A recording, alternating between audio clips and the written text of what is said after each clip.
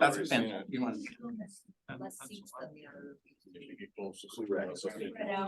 It's certainly a different room setup, isn't it?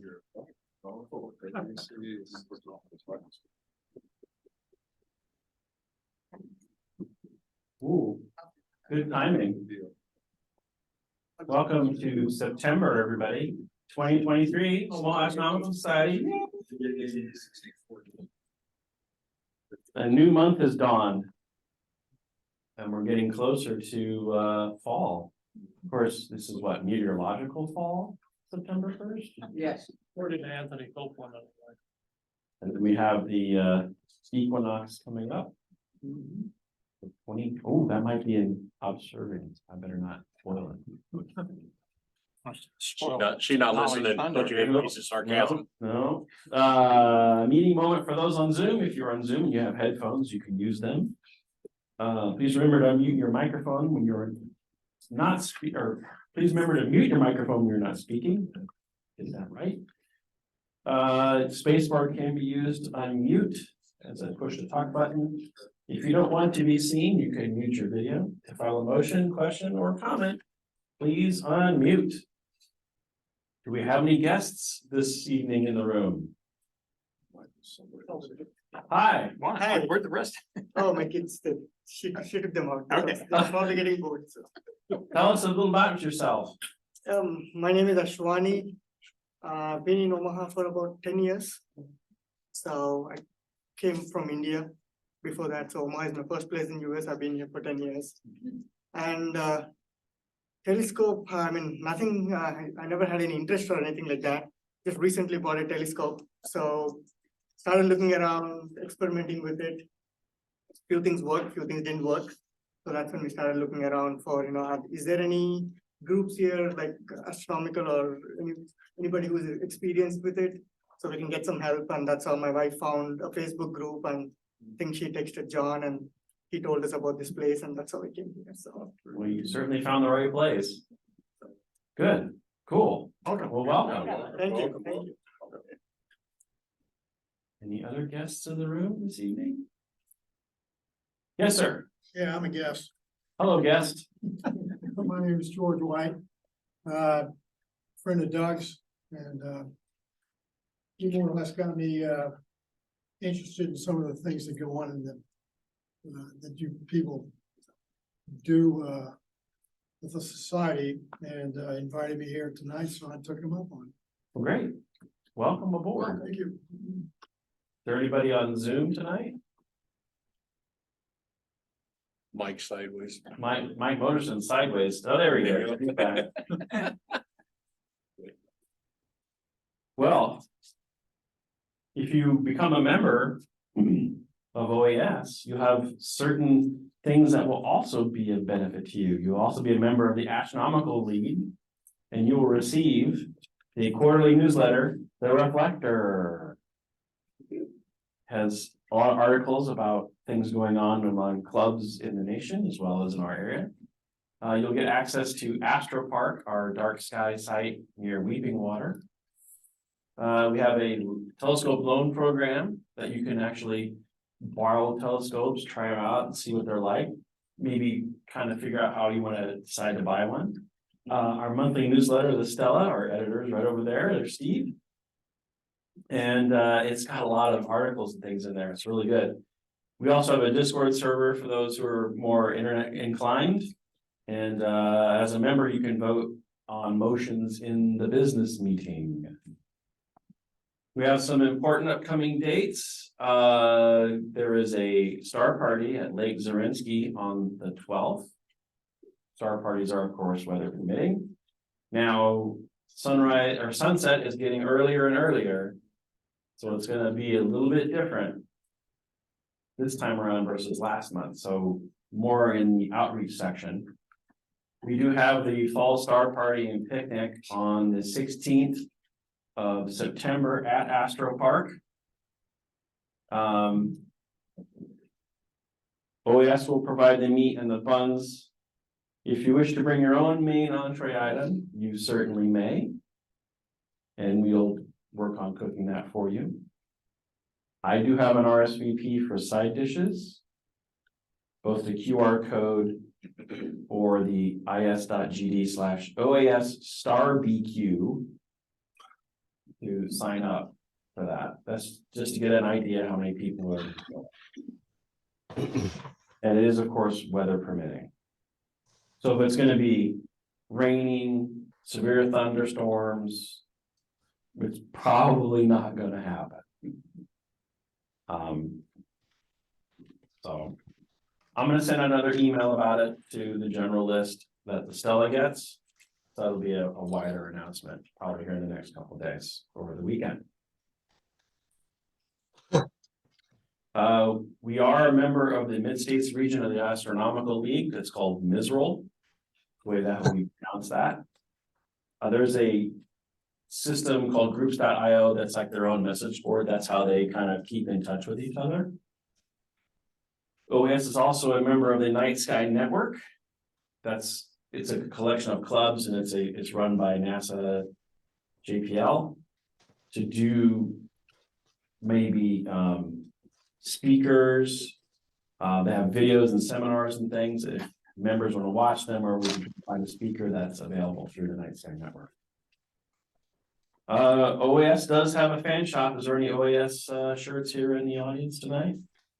John, wow, look at that. It's an oldie, I've only worn it about 3 times, but before tonight. I just got 2 shirts this summer and I have forgotten to wear mine tonight. I do have the Love the Stars for Dark Sky. Does anybody go to Astro Park in the month? 1, 2, 3. How many people did you see when you were down there? 2 others. One other, John. Okay, so 1, 2, 3, 4. We can say, let's say 5, just in case. 12. I haven't checked the log. Did you I check the checked the log? log and I got a picture of it. I can present that at the business meeting. Oh, okay. Didn't put my name in it. Oh, no. X is okay. The 3 of us. Okay, what's next? Oops, wrong button. Awards. Yes, we have some awards tonight. Always excited for awards. Got a couple here. It's like we're on a roll. It's like we're on a roll. Guys We are- have 2 awards this evening, and they are both for participation in the library telescope program. So in other words, these people volunteer their hours to help out in mostly it is setting up the telescopes for the use in the libraries. So they're modifying the scopes to make sure they can be used by the public. So really helps out that program, and we really appreciate anybody who puts in hours towards that. So know that you can track those hours and get an award for it. The first award here is I should say this is for 20 hours of work, just so you guys know. So we have an award for Sonali. Might go somewhere. Thank you for all your work with this. You've put in a lot of hours. Thank you. Picture. Oh, thank you. He's gonna tell us to flip our hair or something. Oh, yeah.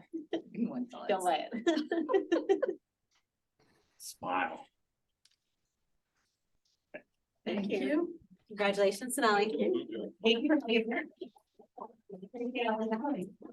It's a lot of work, so we sure appreciate it. And many hands make light work, so we really appreciate that. The second award for the library telescope program, for support of the library telescope program, is for John Larson. What? Yeah, No, that was company. I can't take the microphone in the house. so yeah, congrats. Congratulations, John.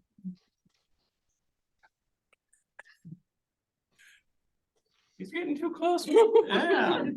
Thanks, Lee. Congratulations to both John and Snowy. Thank you for your participation in the library telescope program and helping out, supporting it. We really, really appreciate it. I now have 2 awards. In one summer, that's pretty good.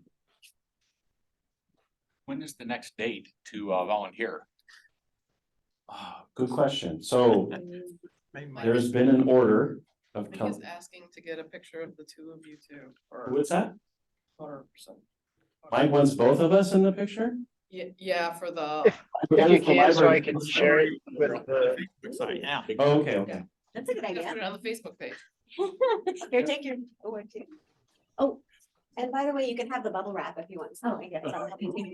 She's gonna be popping it all night now. I mean, I can for free. Yeah. There's only a handful of these that have been awarded to people not actively participating in the task force group. So it's good that we have you guys helping out. Beach.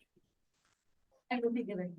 Yeah, it's really helping kind of put Omaha on the map for the, so to speak, for the library telescope program. So we really, really appreciate it.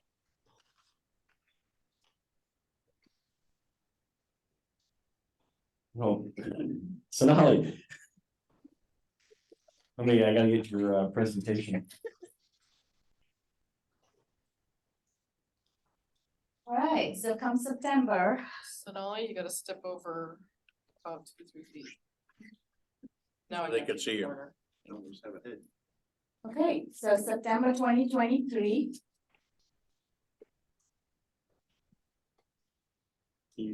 Okay, sorry. I gotta hit the button too. Well, so we have a lot of planets. Jupiter, of course, rises close to midnight and then early morning. Saturn just had its opposition, so you can see it all night in Aquarius. And actually, on the 30th of August, so when it was full moon and even last night, Saturn was pretty close to the moon and moved along with it. Louis did put up a picture on Discord. Neptune opposition on September 18, and that's my little diagram for those who don't know what opposition is. It's when the sun, the earth, and the planet is in the same straight line. And the planet is opposite the earth compared with respect to the sun, sorry. If you want to find Uranus, it's between Pleiades and Jupiter. So if you want something to help you guide your way to it. Venus is bright in the morning. Mars is in mostly for a short time in the evening. On September the 16th, moon occults Mars. So last month on the 24th, it occulted Antares, if you managed to see that. And Mercury has its inferior conjunction September 6th. That's when Mercury is between the sun and the earth. A few other dates on September 5th, the Jupiter and moon will be close together, and on the 11th, the beehive and moon. Full moon is on the 29th, new moon September 14th, and the equinox is on September 23rd. If you are in a dark sky site, you might be able to see the zodiacal light more at dawn. So this was the next is Comet Nishimura. And these are a couple of links for its orbital elements and to see where it's at. It was just discovered August 12th. So really just fresh off, the paper on the horizon. They say its closest approach is to the Earth on September 12th. This is a morning comet, visible, but it's low in the horizon, so might be difficult to catch. I've seen a few pictures on the internet, but if anyone wants to try that, these are the two links from inthesky.org and the Sky Live to find it. I heard that might get up to magnitude 4 here. Right, they are hoping that it becomes visible easily, but we'll see. And this was on the 24th of August. I took these pictures of the lunar occultation of Antares. It's just as it's peeking out, that's the egress. And on the other side, there's a tiny little dot. And below, actually. Oh, the projectors really doesn't do well. Yeah, so, but that was what it looked like. It was actually pretty neat to watch it disappear behind the unlit part of the moon and then come out on the other end. That's all I have. Great. Thank you. Thank you. What scope were you using to do that? So the first picture is with the 5-inch reflector and then with my phone. And the second one was just a Canon 68 excess HS power shop. Zoom. Zoomed all the way. Yeah.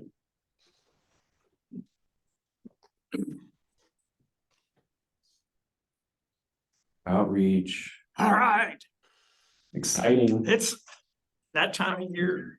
PLV has started, everybody. I think I may have, I think I should talk.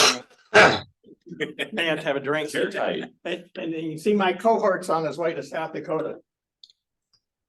On his way to Watertown, or north of Sioux Falls. Yes.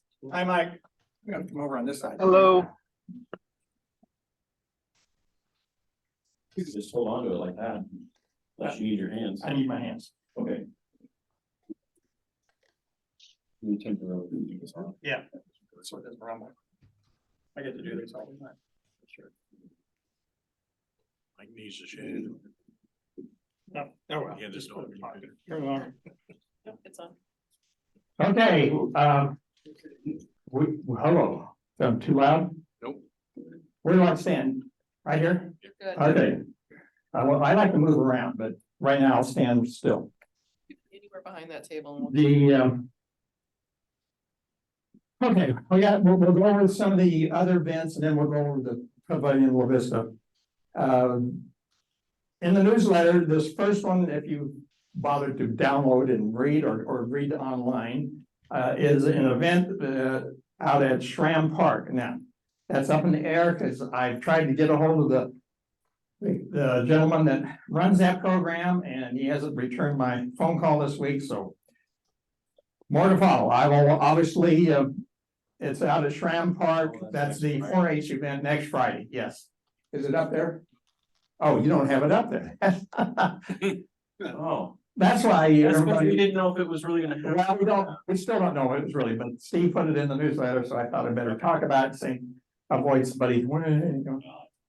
Okay, and as we've talked earlier, we have our in-town star party, our next one, second Tuesday, will be not until September 12th. And we've already talked about the Starbecue, the fall star party with OAS on the 16th. And then towards the later in the month, we have our last Mahoney State Park Star Party out at Mahoney, Friday, September 22nd.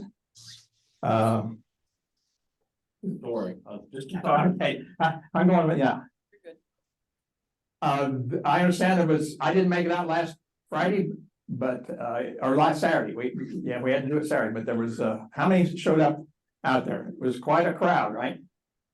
Excellent, that's one of our outreach events that I think has really caught on. And then the other one is the select group down at Lawrence and Garden. I was down there with the Diana Evans and Allison Bear. Neither of them are here tonight, are they? But we had a group of about 25 individuals, and so we got another one, the last of the year there too, on September 23rd. It's an enjoyable time. The scene conditions are poor at best, but it's a good group. They're always very congenial. And now we come to what's going to keep us very busy this fall. I made up a sign-up sheet.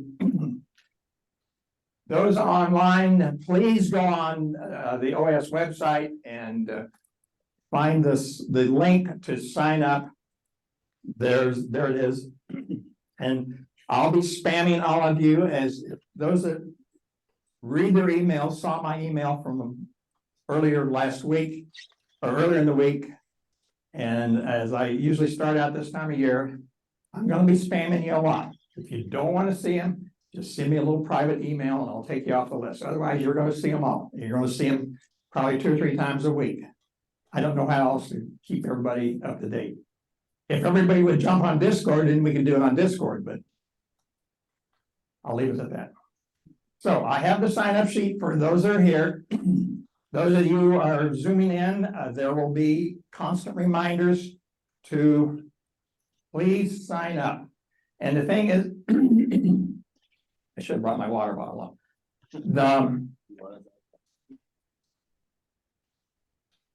It's really important. I'm not going to use the word imperative, but it's really important that you let I or Mike know when you can come out.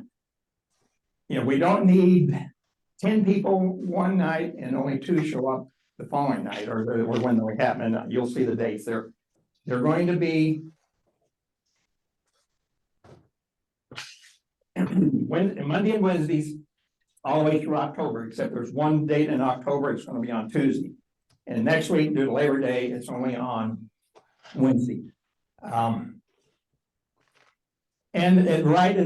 we had 2 this week.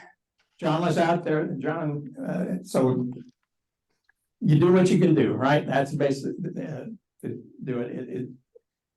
They have only a finite amount of time to run these kids through. And, try as I might, we can't keep them out long enough for it to get dark, at least these first 2 or 3 weeks. So you show them a tree leaf. I was showing them an antenna 3 miles away, radio tower. We put pictures of planets on the building. We put, yes, We did get the moon though on. we did Monday night, later the last group or so, the moon did get high enough. And there'll be another time, obviously, and probably late September, October, that we'll have the moon again, and then in a few weeks, we'll have Saturn, if it's dark enough to see. Jupiter, I haven't plotted out.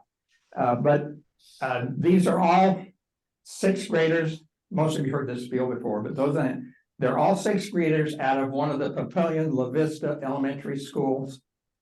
And this is probably their only chance to even see a telescope and get a little taste of what astronomy is about.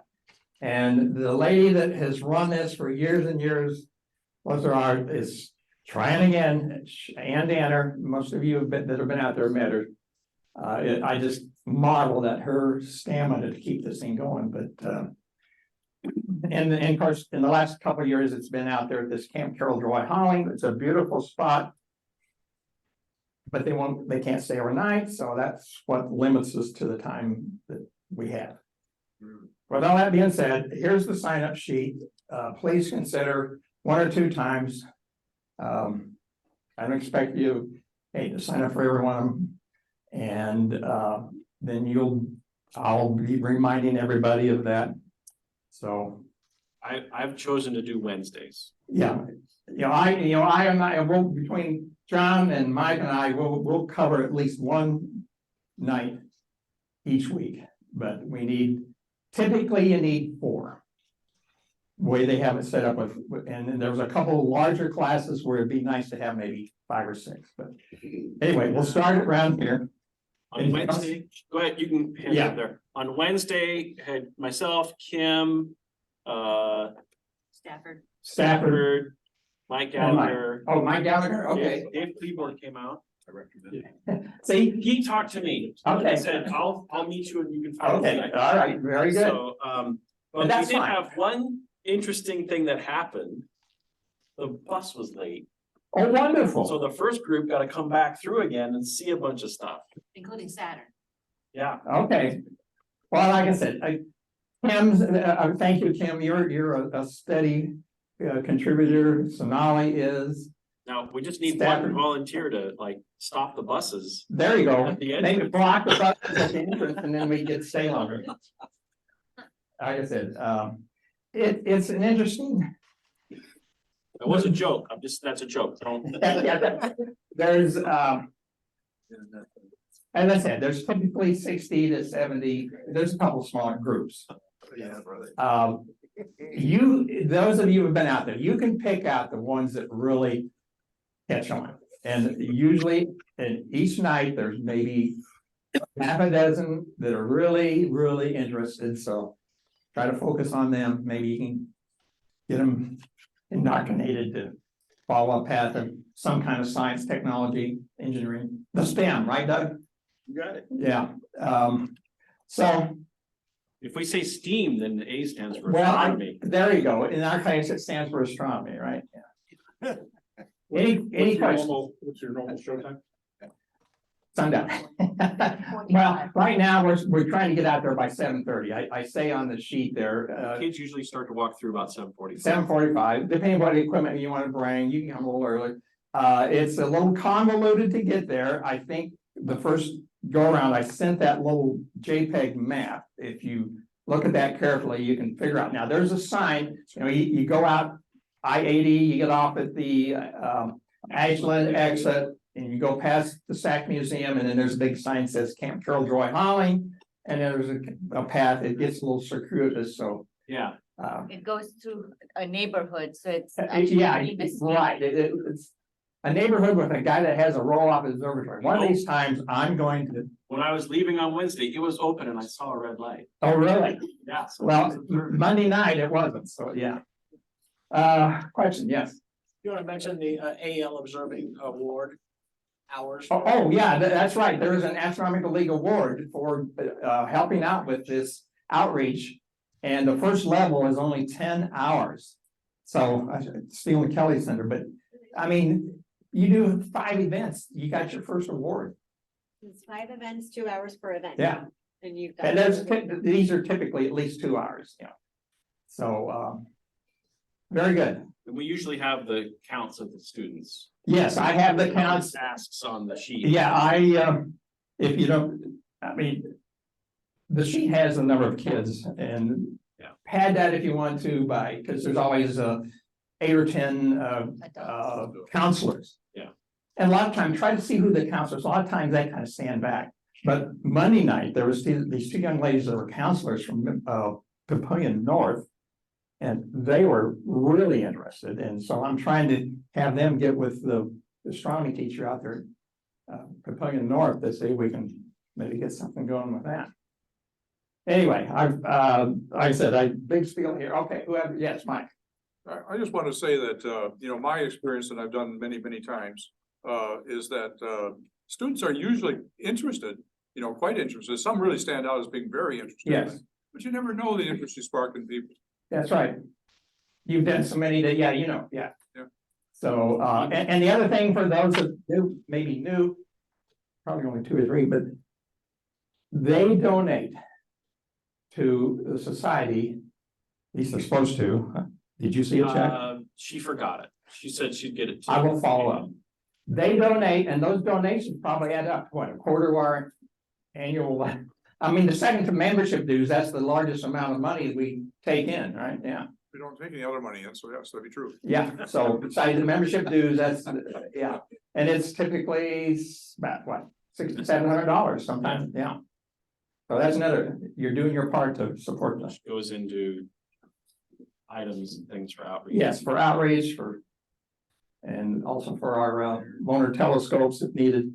Kim has- Question, yeah. I was gonna say, you should mention, we're not charging the kids. No, The PTOs from the schools tend to. It's a donation. That's the way it is. It's considered a donation from their parent teacher organizations. So, yeah. Anything else? Okay, I've done my thank you. spiel and. Oh, yes.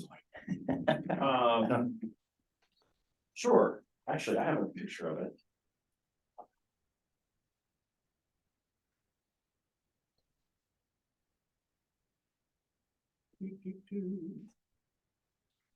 You for bringing that I don't know up. if it's here or whatever, but you have, I can pull it up on Discord. All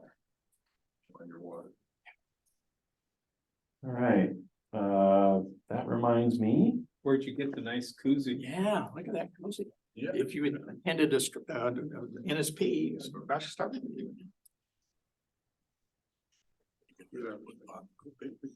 Speaking of the OAS Discord.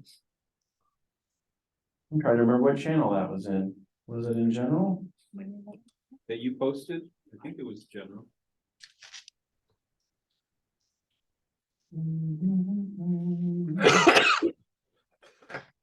Gesundheit. So there it is. So in the reflector. This month that just came out. There's a picture of our own Mike Moterston. Zoom in on that. Okay. I have one question, John. Do you bring any equipment with Yeah. us or Anything. whatever we have up? Whatever, Yeah. yeah, if you got a pair of binoculars. I don't care, you can just bring it, and if you can figure out where the big dipper is, that's good. So you can see Mike is holding the light, but he has now the coordinator for Astronomy Day for the Astronomical League. Pretty big deal, really. It is, yeah, the previous individual did that for a long time, 40 years. over 40 years.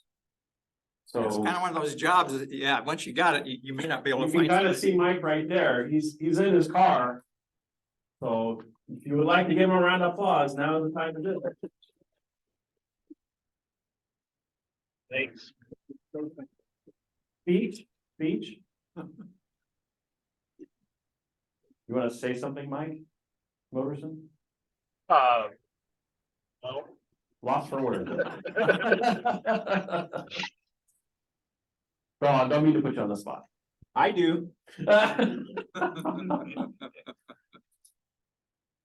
Harold Orr can be quite persuasive. He's the president of the whole league, so, Yes. as some of us know. Stafford. Telescope loan program. I may not have updated this compared to the,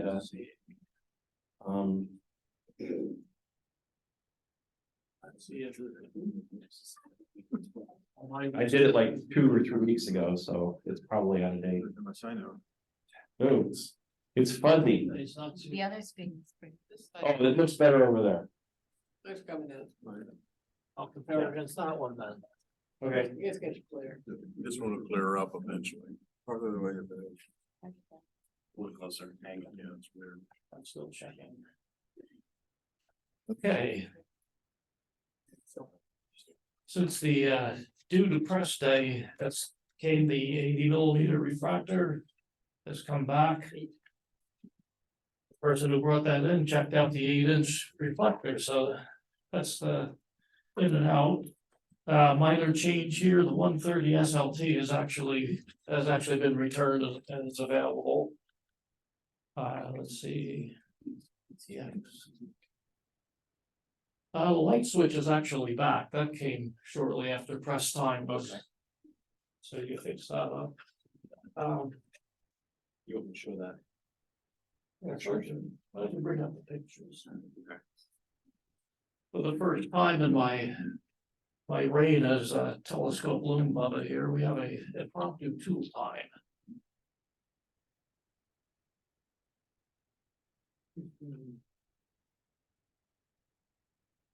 If you remember a while back, this was the original base to the 13-inch Dobsonian that we have, and you see it looks kind of rugged, but also rather moth-eaten as well, so I decided to rebuild it because it was losing about a ½ inch on the corners each time I moved it, so.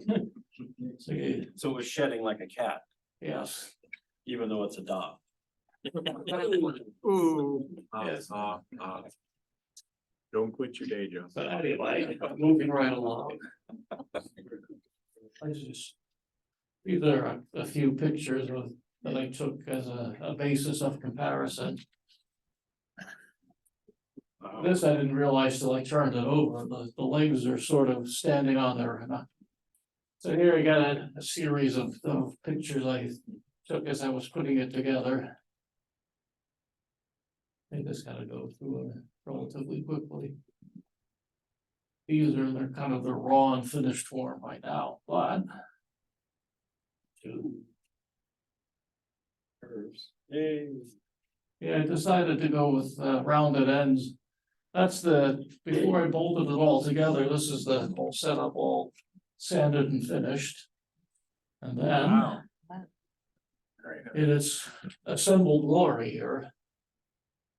Mike Motorson donated some RFP, which is a white fiberglass panel with a bottom laminate because it's almost impossible to find ebony star these days, so.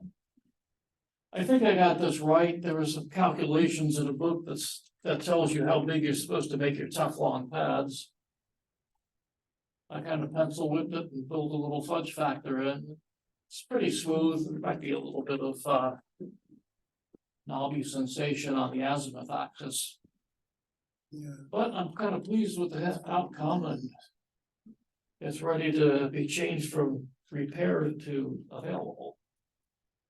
For those who've not seen this telescope before, it wasn't always a truss. No. It was a big blue box with a tooth coming out of it. If you're familiar with the Coulter Odysseys, that's what it's based on. And as a kid, one of the members borrowed it and used his Chevrolet Chevette to take us out to use it to see alien, comets and stuff. And we couldn't shut the back door in the Chevette. It was so big at the time. Design-wise, this largely follows what the Coulter was. The usual cautions apply. This is a heavy telescope to move, and most of the weight is in that mirror box. But the rest of the pieces are pretty straightforward. It assembles nice and easily. And I haven't yet tested it optically, but I don't see whether there'd be any impact here, so. Like the star. Well, that came with it. And those handles, those are collector's items. They came off the original. Oh, well, there you go. So there's a kind of a tie into the past here. Cool. So anyway, that's it for Telescope Loan this month. Thank you, Stafford.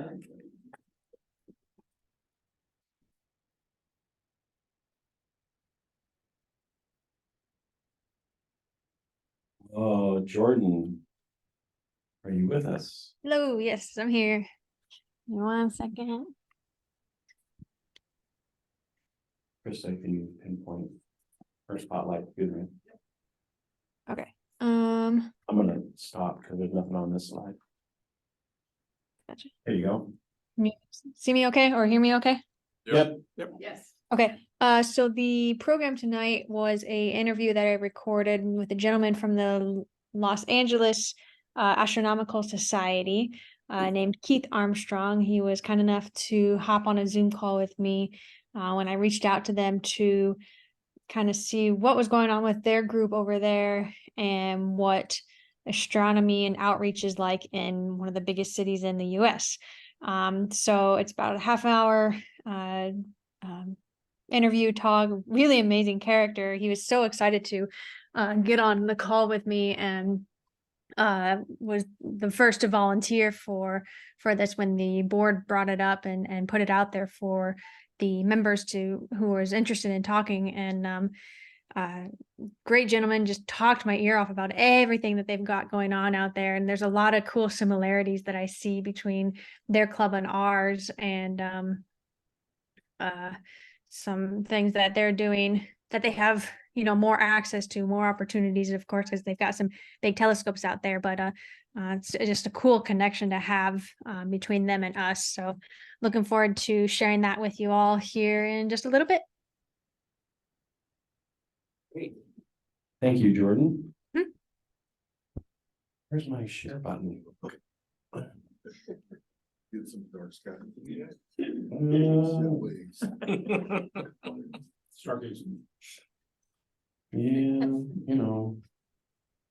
I'm supposed to be Mr. IT, but Just push more buttons. Not the bottom. there we go.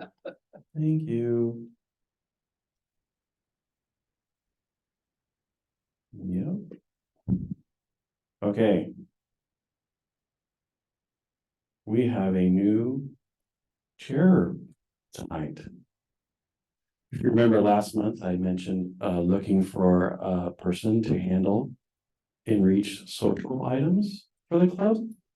Like things that aren't necessarily astronomy, but could be tied to it. So like maybe movies or nature hikes or things like that. Well, I would like to announce our new chair, Cynthia Shellman. Right.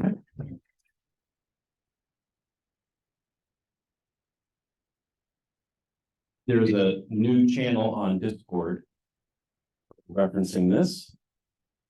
Right, and there was a couple things posted last month. Would you like to say anything or?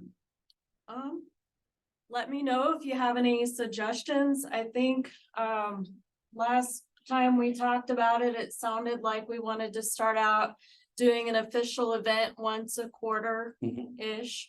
And but on the Discord, on the social channel, people can feel free to post impromptu events and that, related that we can do and that people might want to join. So, just kind of a way for us to get together and have some fun, because I know a lot of people do a lot of work and very busy when we're all together. So, yeah, we can have some enjoyable events to look forward to. Yeah. I think this would be great, a lot of fun. Yes, sir. I kind of like to nominate her for an auxiliary role as society photographer. She's been doing a great job Oh. getting pictures at the outreach events. Yeah, because I'm always usually busy. and- That's it. Me too. Why didn't we get a picture of that? And Cynthia's gotten some great shots. Oh, yeah, thank you. Thank you for that. So, I mean, if you're doing them, keep doing them. Keep doing them. Yeah. Because I'm actually been saving some of them into my own photo roll out of the ones that you've taken. So I don't want them to disappear off Discord. All right. Tool time. Mr. Gallagher, do you have a tool pen? Again, I can't. I hope so. I got your name on here.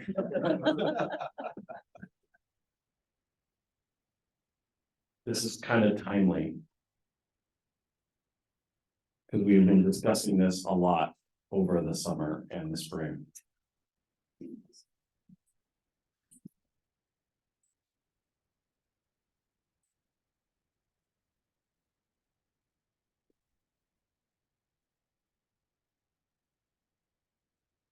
put that, You can put it in your pocket. Okay. I'm gonna stop this so that we get the video up. so I brought a few things. This is, I'm gonna talk about, Mike, shift a little. Yeah, just a little bit. Kick John out of the way. Yeah, kick John out of the way and you can take over. It's easy in the middle. That's good. I'm gonna talk about things that bother you in the night. If you will. And mainly it's mosquitoes, chiggers and ticks. And so I brought a few things along to show products.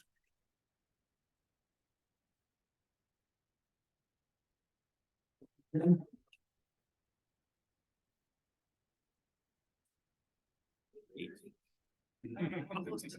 want that drink? Okay. Good idea. So Maybe over here. I always say the most important thing is wear some clothes. If you're out there in a t-shirt and shorts, there's a lot of skin exposed that where you get bitten. And so I got these pants that are made for bugs can't bite through them. They're real tight net. It's by the Bug Shirt Company.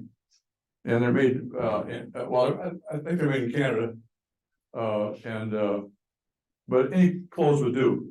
But these come down to your ankles, you know, they have the little strip in them so that the bottom of the pants will be right down to your shoes, which means you can't be bitten around the ankles.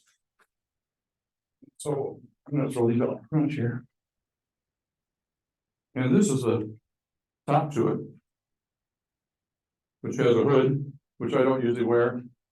Could if I wanted to, I find it convenient to look through, but you could open it up a little bit if you really had a lot of mosquitoes, but I just put some repellent around my face.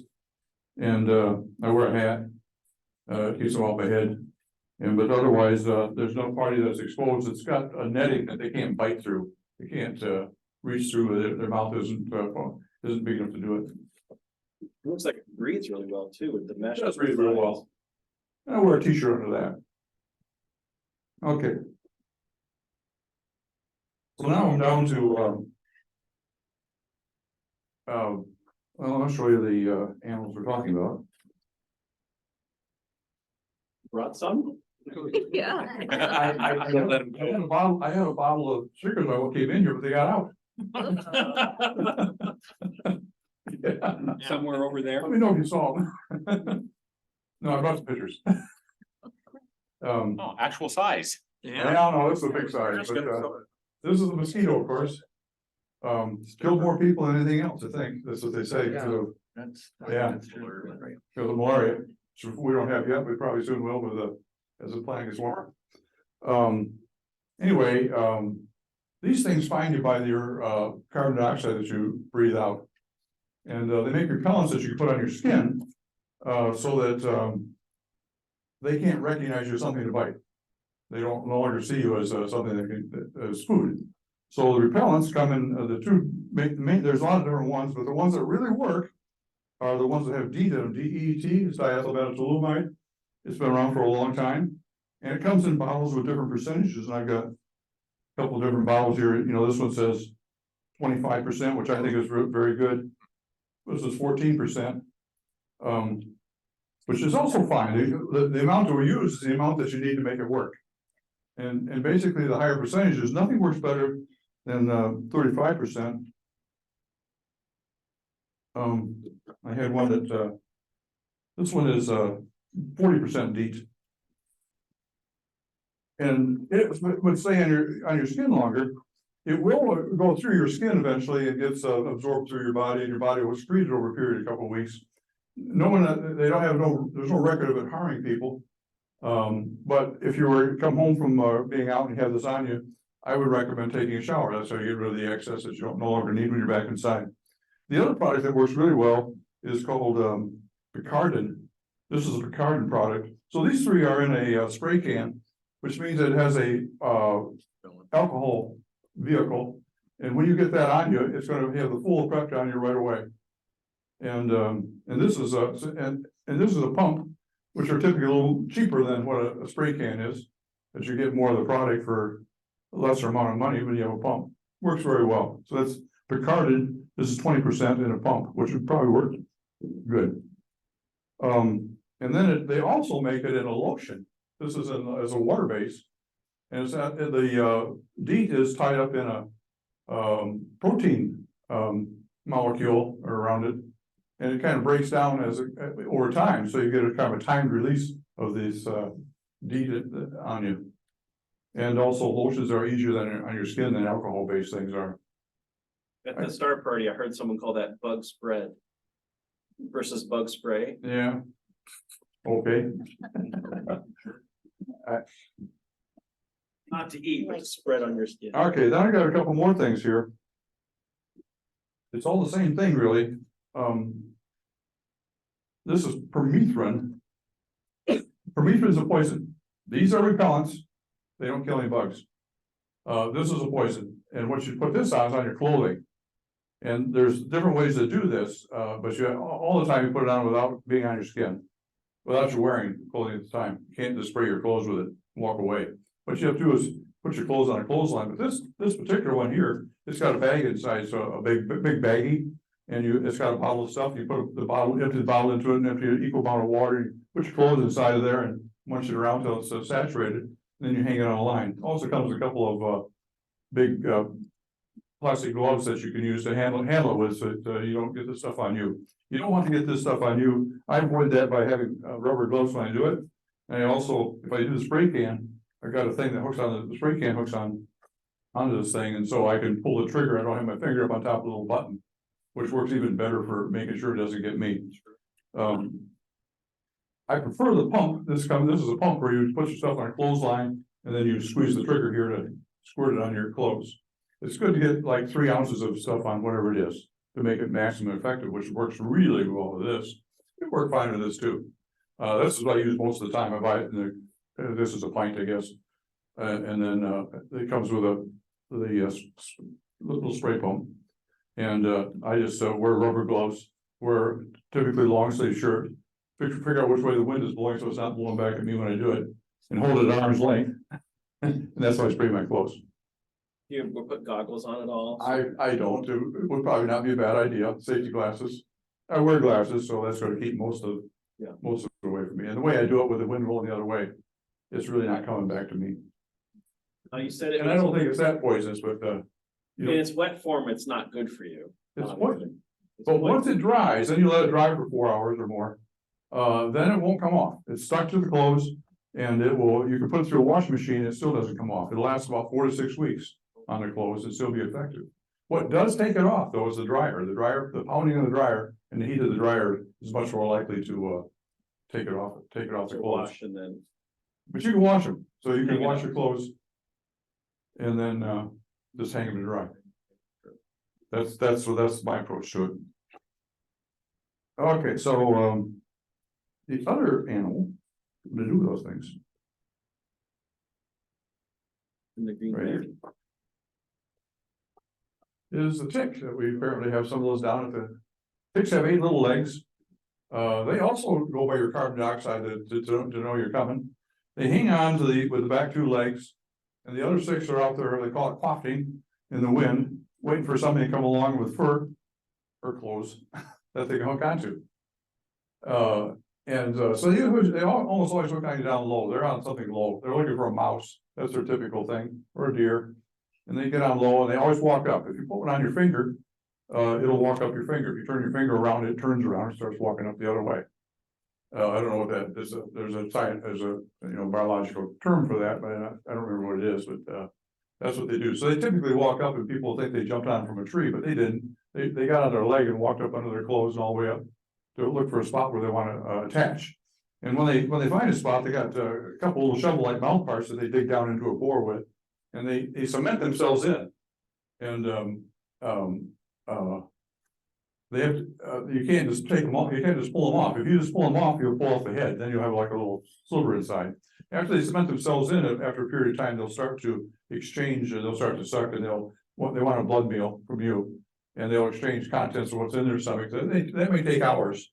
So that's not very. If you would just make sure when you go home at night that you check your body all over for ticks and take them off, you'll be okay. If they do bite you, then you should be aware of where they bit you. You might even save the tick. I've seen people put a piece of Scotch tape under on top of them on a piece of paper that keeps the tick there. And then if they develop a rash or something, then they could have the tick tested if they wanted to. They could send it in. But if you develop a rash, you want to go to the doctor because this ticks carry human diseases or diseases that will affect humans, like Lyme disease, for instance. Lyme disease is mild at first, has a rash, which will go maybe a mild stomach flu. But it goes away in a short time, and then it goes underground in your system and will affect the major organs and stuff, so it gives you people get arthritis where they have swollen joints. And it's very hard to cure once it's been in the system for a long time. To start with, they'll give you antibiotic, heavy dose of antibiotic and get rid of it. Things you don't want, you want to take those off. Again, I treat my clothes, if a tick gets on these pants, because I've sprayed this stuff on it, it's a dead tick. It will not be biting me, it won't be walking up. I'll just find a dead tick sometimes hanging on the clothes. The other one that we don't like very well is a chigger. Now, this is a greatly magnified picture of a chigger because they're like 128th of an inch in size. They're almost down below what you can see. If you have them on a card or something like a 3x5 card, you can just see them up on the edge of the card. It's a little tiny thing. They are also in the grass, pretty much, and so I was trying to stay out of the long grass. I'm not going to sit in it. Again, if I got treated clothes on, and I treat my underwear and the top and my socks especially, and my shoes and my hat. And I'm pretty well, bugs don't bother me. None of these will bother me. But what these do is they throw up a little bit of material from their stomach on your skin. It develops it and it dissolves the cuticle of your skin, makes a little wound that weeps, and then they lick that up. So they sit there like they're next to a well looking up this stuff, but it itches a lot. And usually the first time somebody scratches it, it kills the chigger, but the itch will stay for about 2 weeks. They make sugar aid that you put on kind of seals it up of air, and that takes away the itch. Good stuff to use. Tick bites, you don't want to wash with soap and water, and they heal up on their own. Where would you take a tick that They do not give you diseases though. That's the good thing about chiggers. But they like to get around your next question. Yeah, so do you take it to like the UNL extension office? To have I don't know. That's what I would try. Yeah, I'd ask them. They should know where. The U.S. Fish and Wildlife Service, I think, is testing on us. County Health Department probably. County Health Department probably does, or knows what to do with them. Or the doctor when you, Smash it. go see that Yeah. probably. Didn't get off their skin. Yeah, I mean, it might be a while if trying to get an appointment on. So where chickens like to get on you is they like to go through your socks, for instance, they're small enough to walk through the socks, and they get around your ankles. It's nice and warm there, and they like it there apparently. They'll also get up around your underwear line, and they'll be, you know, all around, with waistband and leg bands and stuff. Most uncomfortable. How do you pull off a tick if you see one? How do you pull off a tick? That's a very good question. Because there's different things that people think that are not correct. As I said, the tick anchors itself into you, so you want to get a hold of it. They make special pliers. I didn't bring them along. I have several types, but you don't need them. If you get down real close to the head of the tick and just have a little outward pressure on him, so you're kind of pulling backwards, he'll let go in about 30 or 45 seconds. He'll let go. He has to uncement himself. It'll come right off. I would tell you, don't crush it in your fingers, because if you crush the tick, you have a chance of the spirochete that's in this, possibly in the stomach, getting through your skin that way. Yeah. So you don't diminish the population of ticks by killing one. That's 1 minus 10 trillion. Still, the odds are the same if you have another tick around. So if you want to keep them, you could keep them. Otherwise, you can drown them if you want, or if you throw them in the fire, or just throw them away. You know, just drop them. You know, because they're probably not going to get back on you again. Take them quite a while to get up on something where they get you. Does that answer your question about pulling them off? You don't put heat on them, you know. Well, that's. Because they're gonna influence your stomach contents. Match a lot. You don't do that, you don't cover them with oil or something, because they could breathe for a long time. Yeah. If you got ticks on your clothes and you put them in a washing machine, that won't take them off. When they come out, you got a clean tick, but other than that, he's right there. So, you know, that's not an effective way. The best way, and you don't have to be unscrewed or anything. They got 2 shovel-like mouth parts that dig down in the pore. They don't bury their head inside. All kinds of things that people think. Yeah, I've seen the little cards. The chiggers don't get under the skin. They're right on the surface. They don't bite you. They just throw up a material that dissolves the cuticle of the skin. Good. Any other questions?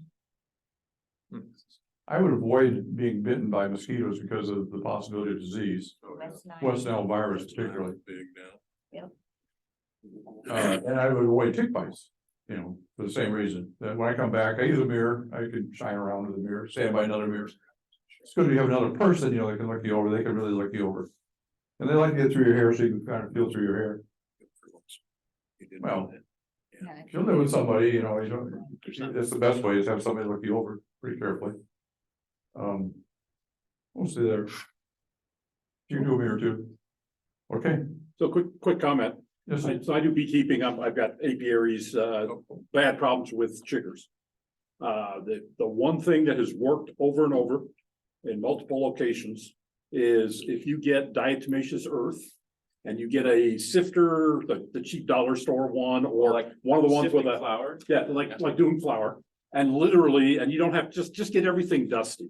Dust, yeah. Literally, I'll give the last example is we went out to the club apiary and everybody got eaten up with chiggers, and it's like nobody's gonna come back if they go home and a couple of days later, they gotta suffer through 2 weeks of chigger bites. Right. And we put that stuff out and instantly the problem is gone. So that killed them on the material out in the yard. Yeah, and we just spread it around, you know, so we got an area probably the size of the where the pads are out in Weeping Water. We've got a yard about that large. It takes about a 20-pound bag. Wonder how long it take them to reinfect the area. We will sometimes do it a second time, but we haven't recently because nobody's complained about chiggers, so we never remember to do it the second time. But we're just doing it once, and it may also help us with the ticks, but I don't get enough. I travel to too many places to know where the ticks are coming from. So they say it does work with ticks, but don't breathe that dust in. It gets.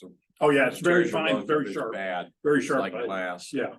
So, but aquariums too. If you got a place in your yard at home that's getting after you, or a place like Astro Park, I don't know how quickly. So if you go out to like NSP, I don't know how quickly it will take care of a problem at NSP because you arrive and. Well, I'm talking about how you personally. Oh, no, help you. Correct. And to treat the area, they do make products for spraying areas, which temporarily provide relief.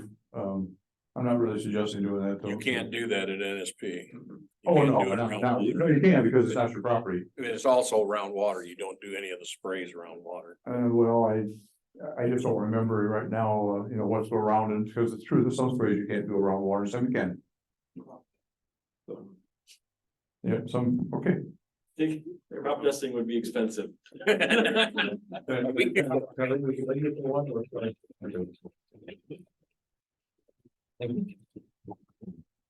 Hope we all know a little bit more about Bugs. bugs. Let's take a 5-minute break and then we'll start with the presentation. Why don't you show the pictures, John? Oh, gosh, I'm sorry. Again. All right, let me get your pictures up. And we got some tomatoes Sit down, over here if everybody. anyone wants any. Sit down there. Louis the teacher's now. So here's one of Tom's pictures. What do you think that, no, you can keep it Put it going. on both screens. Turn the lights down. Yeah, I need to, hang on. Can I actually do this? I can. Watch your step. So long. Drinking. Oh, look at that. Oh, it's not on Zoom. Okay. Thank you.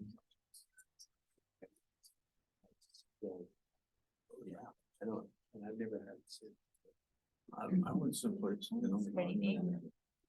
Jupiter? Cemetery. This is Tom's photo of Jupiter.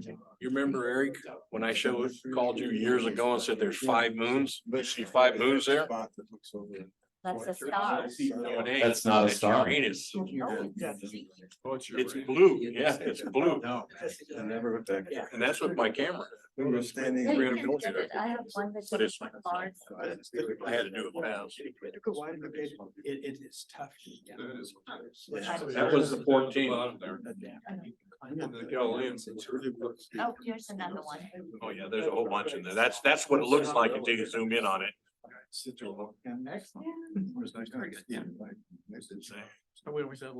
They all showed up pretty good. I was impressed. I got around Jupiter out of it. And you had some other ones too, right? You Yeah, had- yeah, there's the sun. I got a new solar filter for my camera. Wait a month. Start right on down. There's only 3 here. Sun Don't spray yourself. And you'll see my email.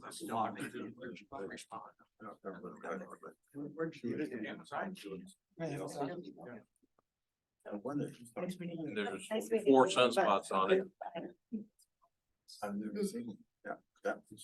Yeah, I actually bought one in the store and there was no pump. So I bought a second bottle from Amazon with the pump. So now I can just move the pump around. Okay, Tom, is this, There's a bunch of, show the meteors, John. Need to hit the lights. Yeah, Sorry. I don't know where to turn them off. No, Krista. There you go. Any of those or the whole thing there. Lighting going down. There's some faint. Yeah, there's one above that tree. Yep, that's the little one above the tree. But there's some huge ones. That's looking towards Iowa, northeast. This is from Neil No, Woods. this is out by Neil Woods. That one's at the bottom. And actually, there's a thing in there that. Bill See got some me in power trouble. lines. Yeah. Right there, Meteor? and the meteor right between them. There. Let's talk about Yep. getting bit by swords. Framed by the- Yeah, These are Perseids. yeah, there's the Perseids. These are the 14th. That's a plane. Yeah, Oh, I thought they were just. And right here, face. it's a stuttering meteor. No, it's a face. it's Morse code. It's trying to send you a message. Yes, I know that. There's one. A little longer one. Oh, yeah. Oh, no, there's a real long one coming up. Is Oh, I yeah. gonna say you. most of Got them- 2 of them. They're just huge. Oh, there's. I always take. Nope, up there, yeah. There.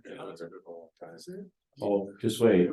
Yeah. I got to see it before we started here. 6 to 8 months ago. There's a plane at the bottom and just above it, there's a faint one right there. Yeah. I haven't got energy to go anywhere. How long were your exposures? Well, About 20 seconds? about 20 seconds and I did 880 pictures holding it. My kilometer didn't work. Oh, geez. Yeah. There's one up towards the top. But if you look at some of these pictures off to the one side there, you can see the coat hanger. Oh, yeah. It's over there. Top left. No. No, it's big. Go to the other ones where they're the bigger ones. I'm still You'll see going. it better. Oh. There you go. Oh, yeah.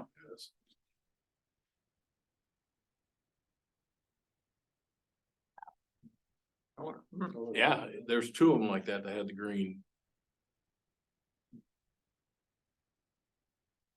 Don't see See that the one. Milky Way. Yeah, Above and left in the Milky Way. this is north of Omaha. Yeah, you went right by. Right there. Right there, to the right. Oh, I can see that. Oh, Main one. Yeah, there's the coat hanger at the bottom left. Yep. Satellite.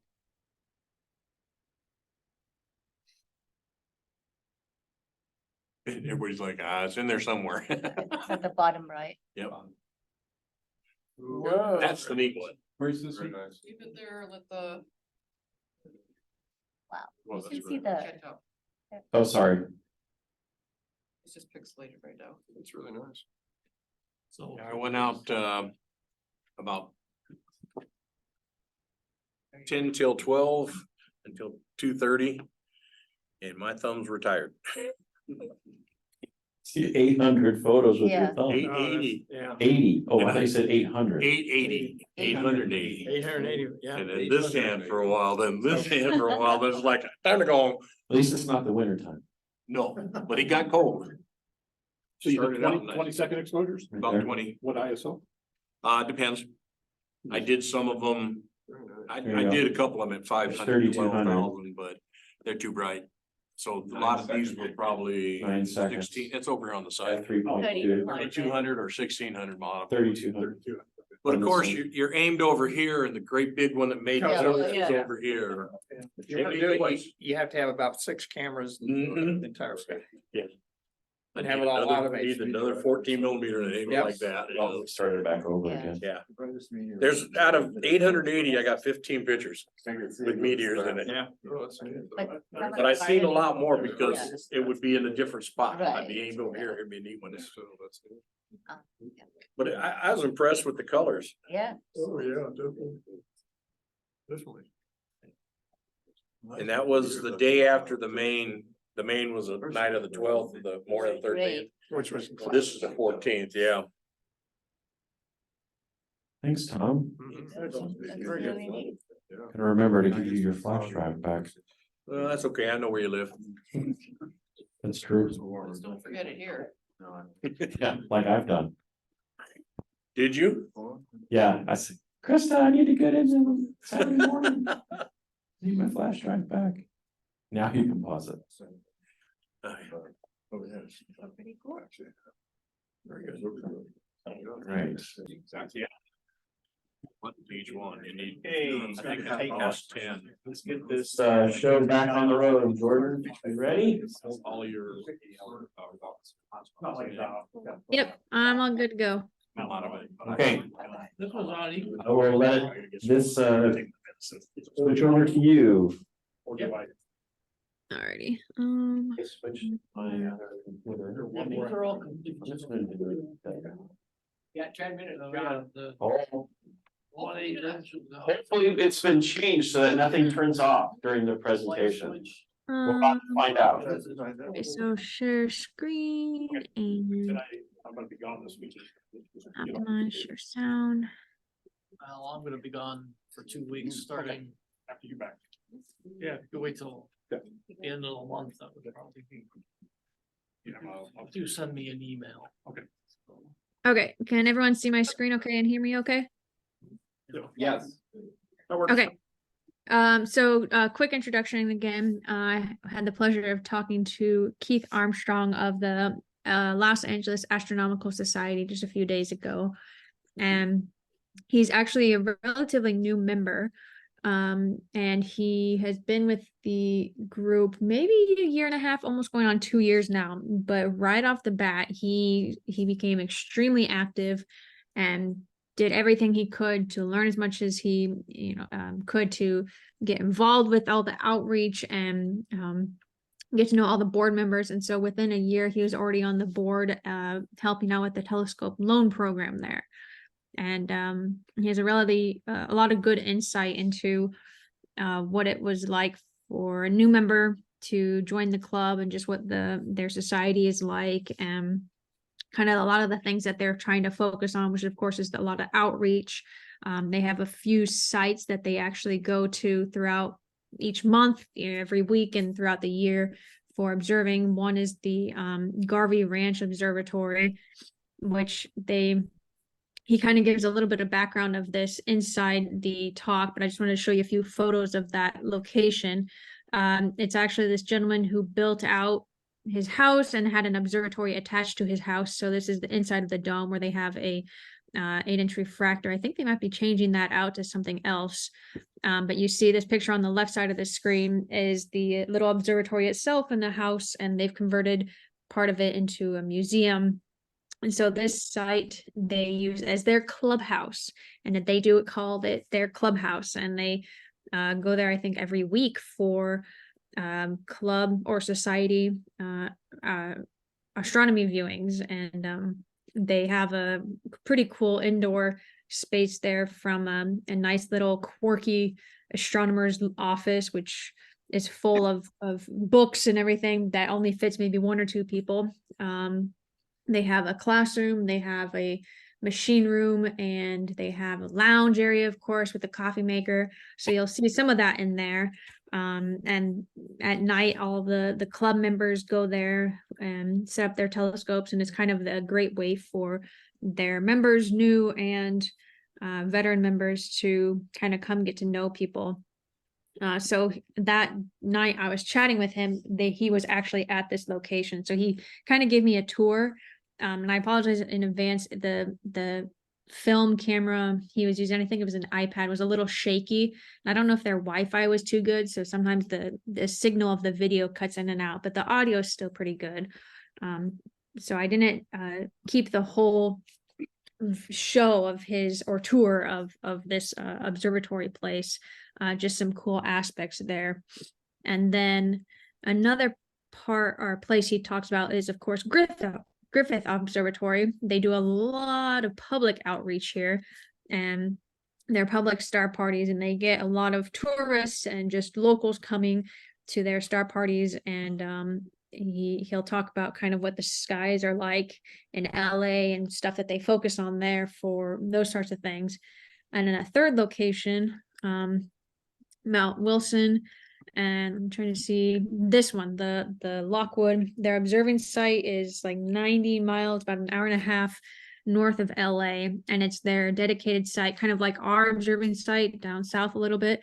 It's strictly for members, but the cool thing is they have it set up where after I think a year or so of membership, you are then allowed to kind of go up there and use it. They just don't want every random person or new random member to go use it. So he talks about that a little bit, but I just wanted to show you some of the photos of the sites that they are using just to give some perspective. And they have these pads, these little concrete pads set up for all the astronomers and the viewers. And they have a variety of observing nights available, from family nights, which are not so dark sky focused, and then of course the dark sky nights, where if you are there, you are going to be staying the whole night.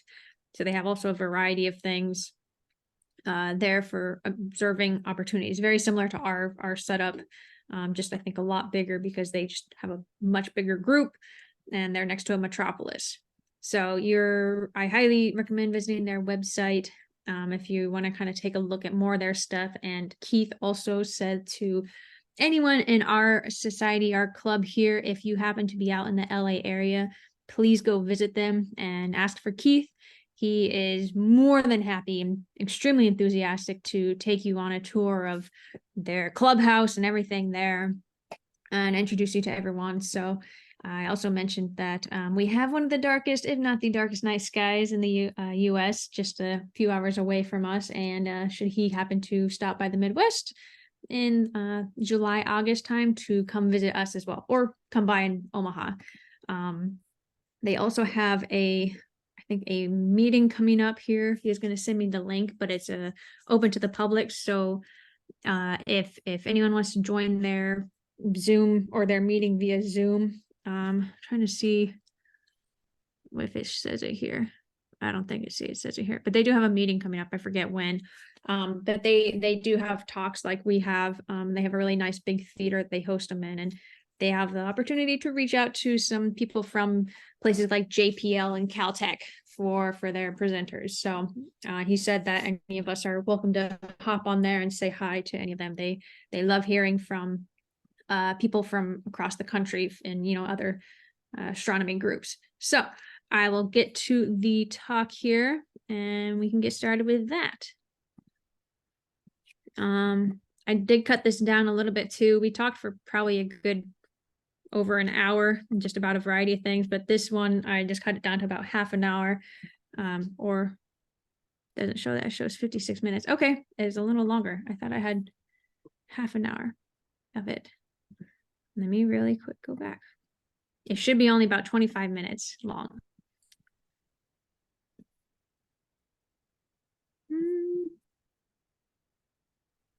This one shows 25. Give me 1 second.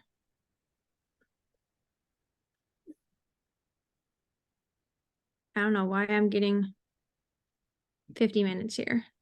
We'll see how far we get at 25 minutes. And I can always send out the blank to the rest of it here. I don't want to keep everyone here too long tonight, but we do get through a lot in just 25 minutes. And let me stop my own video and then I can get going with this video here. Any questions ahead of time? Got off at 9 o'clock. Oh, it's good. Yeah, I think I told the right person. That they reset the timer on this. Okay. That was my goal. All right. So I will get going and please let me know if you can't hear or see any of this. Hey, all right. Jordan. Hello, Keith. How are you? There? Oh, good. How are you? Wait, let me get the video work. I'm doing this on my iPad, which is not how I usually do it. There we go. Oh, wow. That is a little too post-apocalyptic, maybe. Okay. Maybe a little better. There we go. No, still bad. It works out. I'll get this. I'll take that. That's good. And there's a little chair right here. I'll just be like this little head. That works. That works. Thank you so much for hopping on this chat with me tonight. Are you at the Garvey ranch site right now, or? Yeah, this is the library. It looks way more studious in here and scientific, but it really isn't. It's a mess. But there's telescope parts around here, which is cool. So this particular building was part of the Monterey Park. Oh no, so it's called Garvey Ranch Observatory because Garvey, the guy who founded Monterey Park, he built a house here at his ranch when you could have a ranch. And he put an observatory in it. That's what he wanted to have. Inside the house. And the city of Monterey, inside the house. I'll show you. So I'm technically in the house right now. So we'll do a tour here in a little bit. And the way it works is the city divided it into a museum for Monterey Park, and then the rest of it is our clubhouse. And then there's like a little classroom area that we use for Cub Scouts and stuff, and Boy Scouts and whatnot. And so for the longest time, this building was used for telescope making because the LAS started as a telescope building club.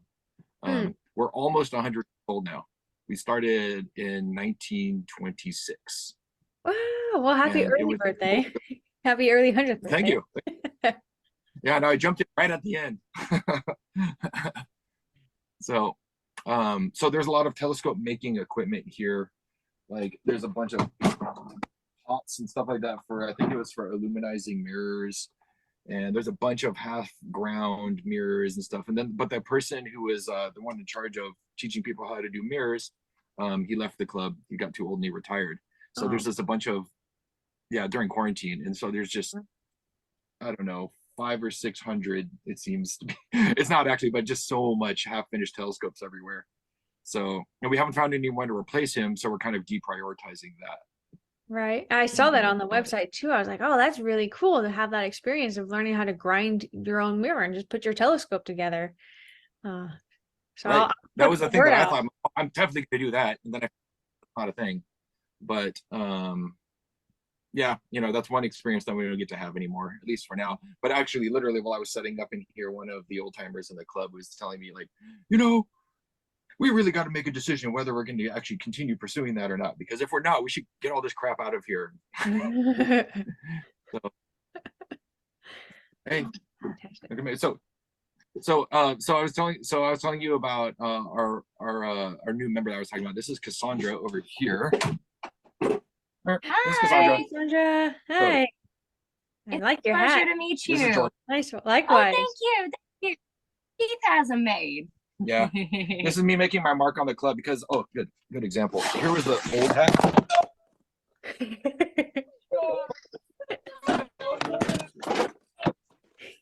way down there. Oh no! Don't leave us so soon. You're safe now. Anyway, here's the old hats. So it has this crazy logo on here. This is a traditional logo, and I don't know. That was just too much for me. Yeah, so I think this looks a lot cooler. Yeah. Perfect. Yeah, somebody was definitely sweating in this. Oh yeah, that's pretty. Yeah, we definitely needed to out with the old and with the new. Yeah, absolutely. Absolutely. So when did you join, Cassandra? I joined 1 month ago on Saturday. And it has been the most exciting and fulfilling month of my entire life. Wow. Yes, I know that's big. It truly has been though. I moved here from Alabama 3 years ago, and you know, I've explored a few different paths, you know, since then, and you know, they just haven't been fulfilling for me. And so, you know, now I've gotten to the point where, you know, I needed to branch out a little bit more. And that's exactly what, you know, LAAS has done for me. It allowed me to branch out into something that I've always been passionate about, but I never saw, you know, an entrance into it. And I've found my group, I found my tribe, I have found my people. And I have found, you know, a way to pursue a passion that, you know, really just fulfills me in a way that I've never been fulfilled before. So best month of my life. And the way that she spent it, she met us at Griffith Park, which is probably our largest single outreach thing. You know, people from all over. It's a lot of LA tourists show up there as part of their experiences to go be. That's the spot where they did La La. Oh, yeah. So a lot of people go up there just for that and just to see the sunset, get a good shot at the Hollywood sign and whatnot. But since she joined us, she has a loaner telescope as part of our loaner program. She's out there doing outreach. She's already done 2 outreach things with it. She's gone on our Astro trip through Joshua Tree, which was like a 4-day trip going through different sites. Oh my gosh. She's made a pretty big impact on everybody around here right away. And so that's what I'm saying. That's the spirit that we're really looking for. And it's like, oh, she already knows. She went from 0 to being able to star hop like some objects like right away. She absorbed information really quickly, and she's jubilant about it. And when he says 0, I literally went from 0. I knew nothing, not even the North Star. And so I've had a great mentor and teacher, you know, Keith and everybody else in here who has just truly been so welcoming and so forthcoming with help and knowledge and wisdom, you know, about the sky, and it's made my learning experience that much easier to absorb. Yeah.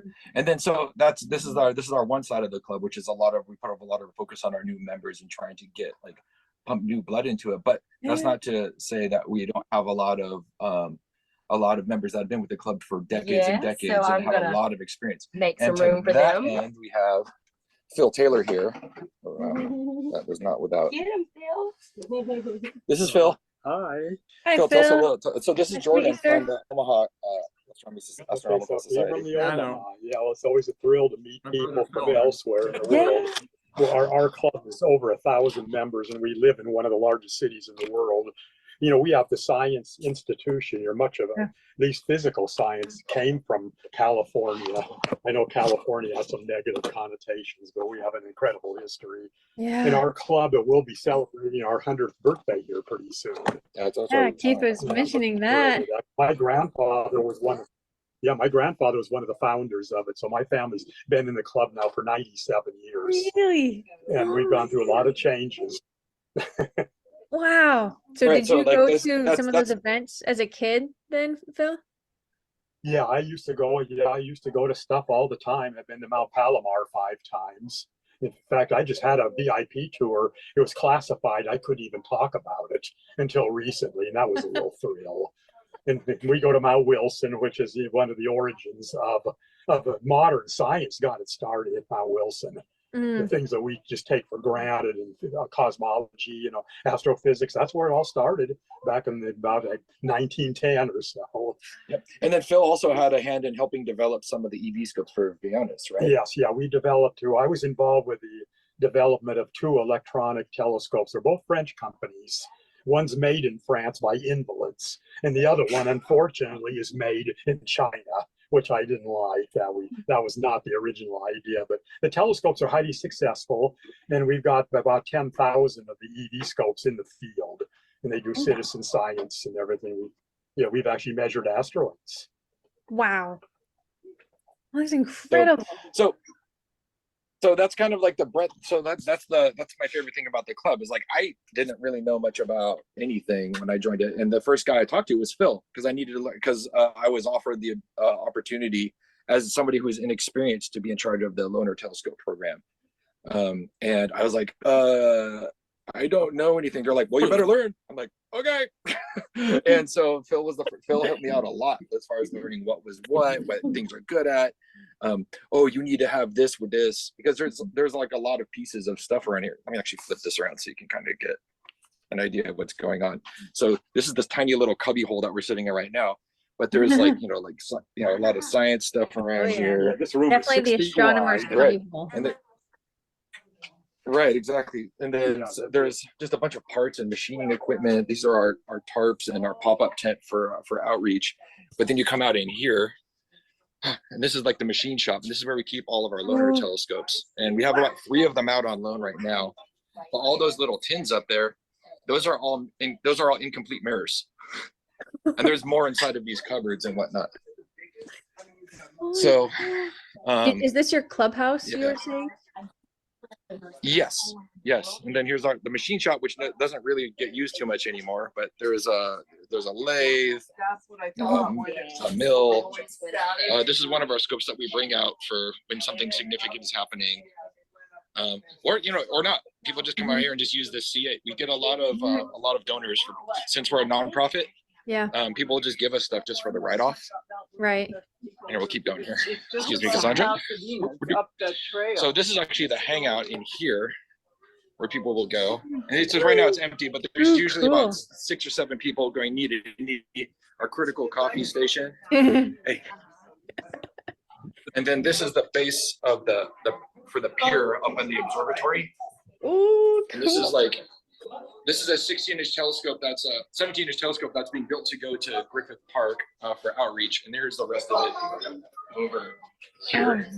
There you go. Like that. I'll pick my moment to go upstairs so you can see what's going on up there. But yeah. Spiral star. This is Jordan from. I'm gonna hop forward real quick, because the rest of the next little section, it's very hard to see anything that's going on. He goes outside and it's very dark. So I'll hop forward to where he's in the classroom here and continues talking. So excuse my thing here. But what's happening tonight happens every Wednesday. we're contractually bound to do it, but by the city of Monterey Park, that we're here every Wednesday and to keep the place up. So we don't actually pay for it. It's just kind of a mutual situation. And part of the reason it worked out is because there was a Monterey Park Astronomical Society that we absorbed. Nice. So yeah, that's kind of how that worked. But oftentimes people show up here for their first time. When people join the club, we tell them to come here first so that they can meet other members quickly. And it's people will set up their telescopes on that lawn over there, not having any idea how to set stuff up, and they'll get a little better.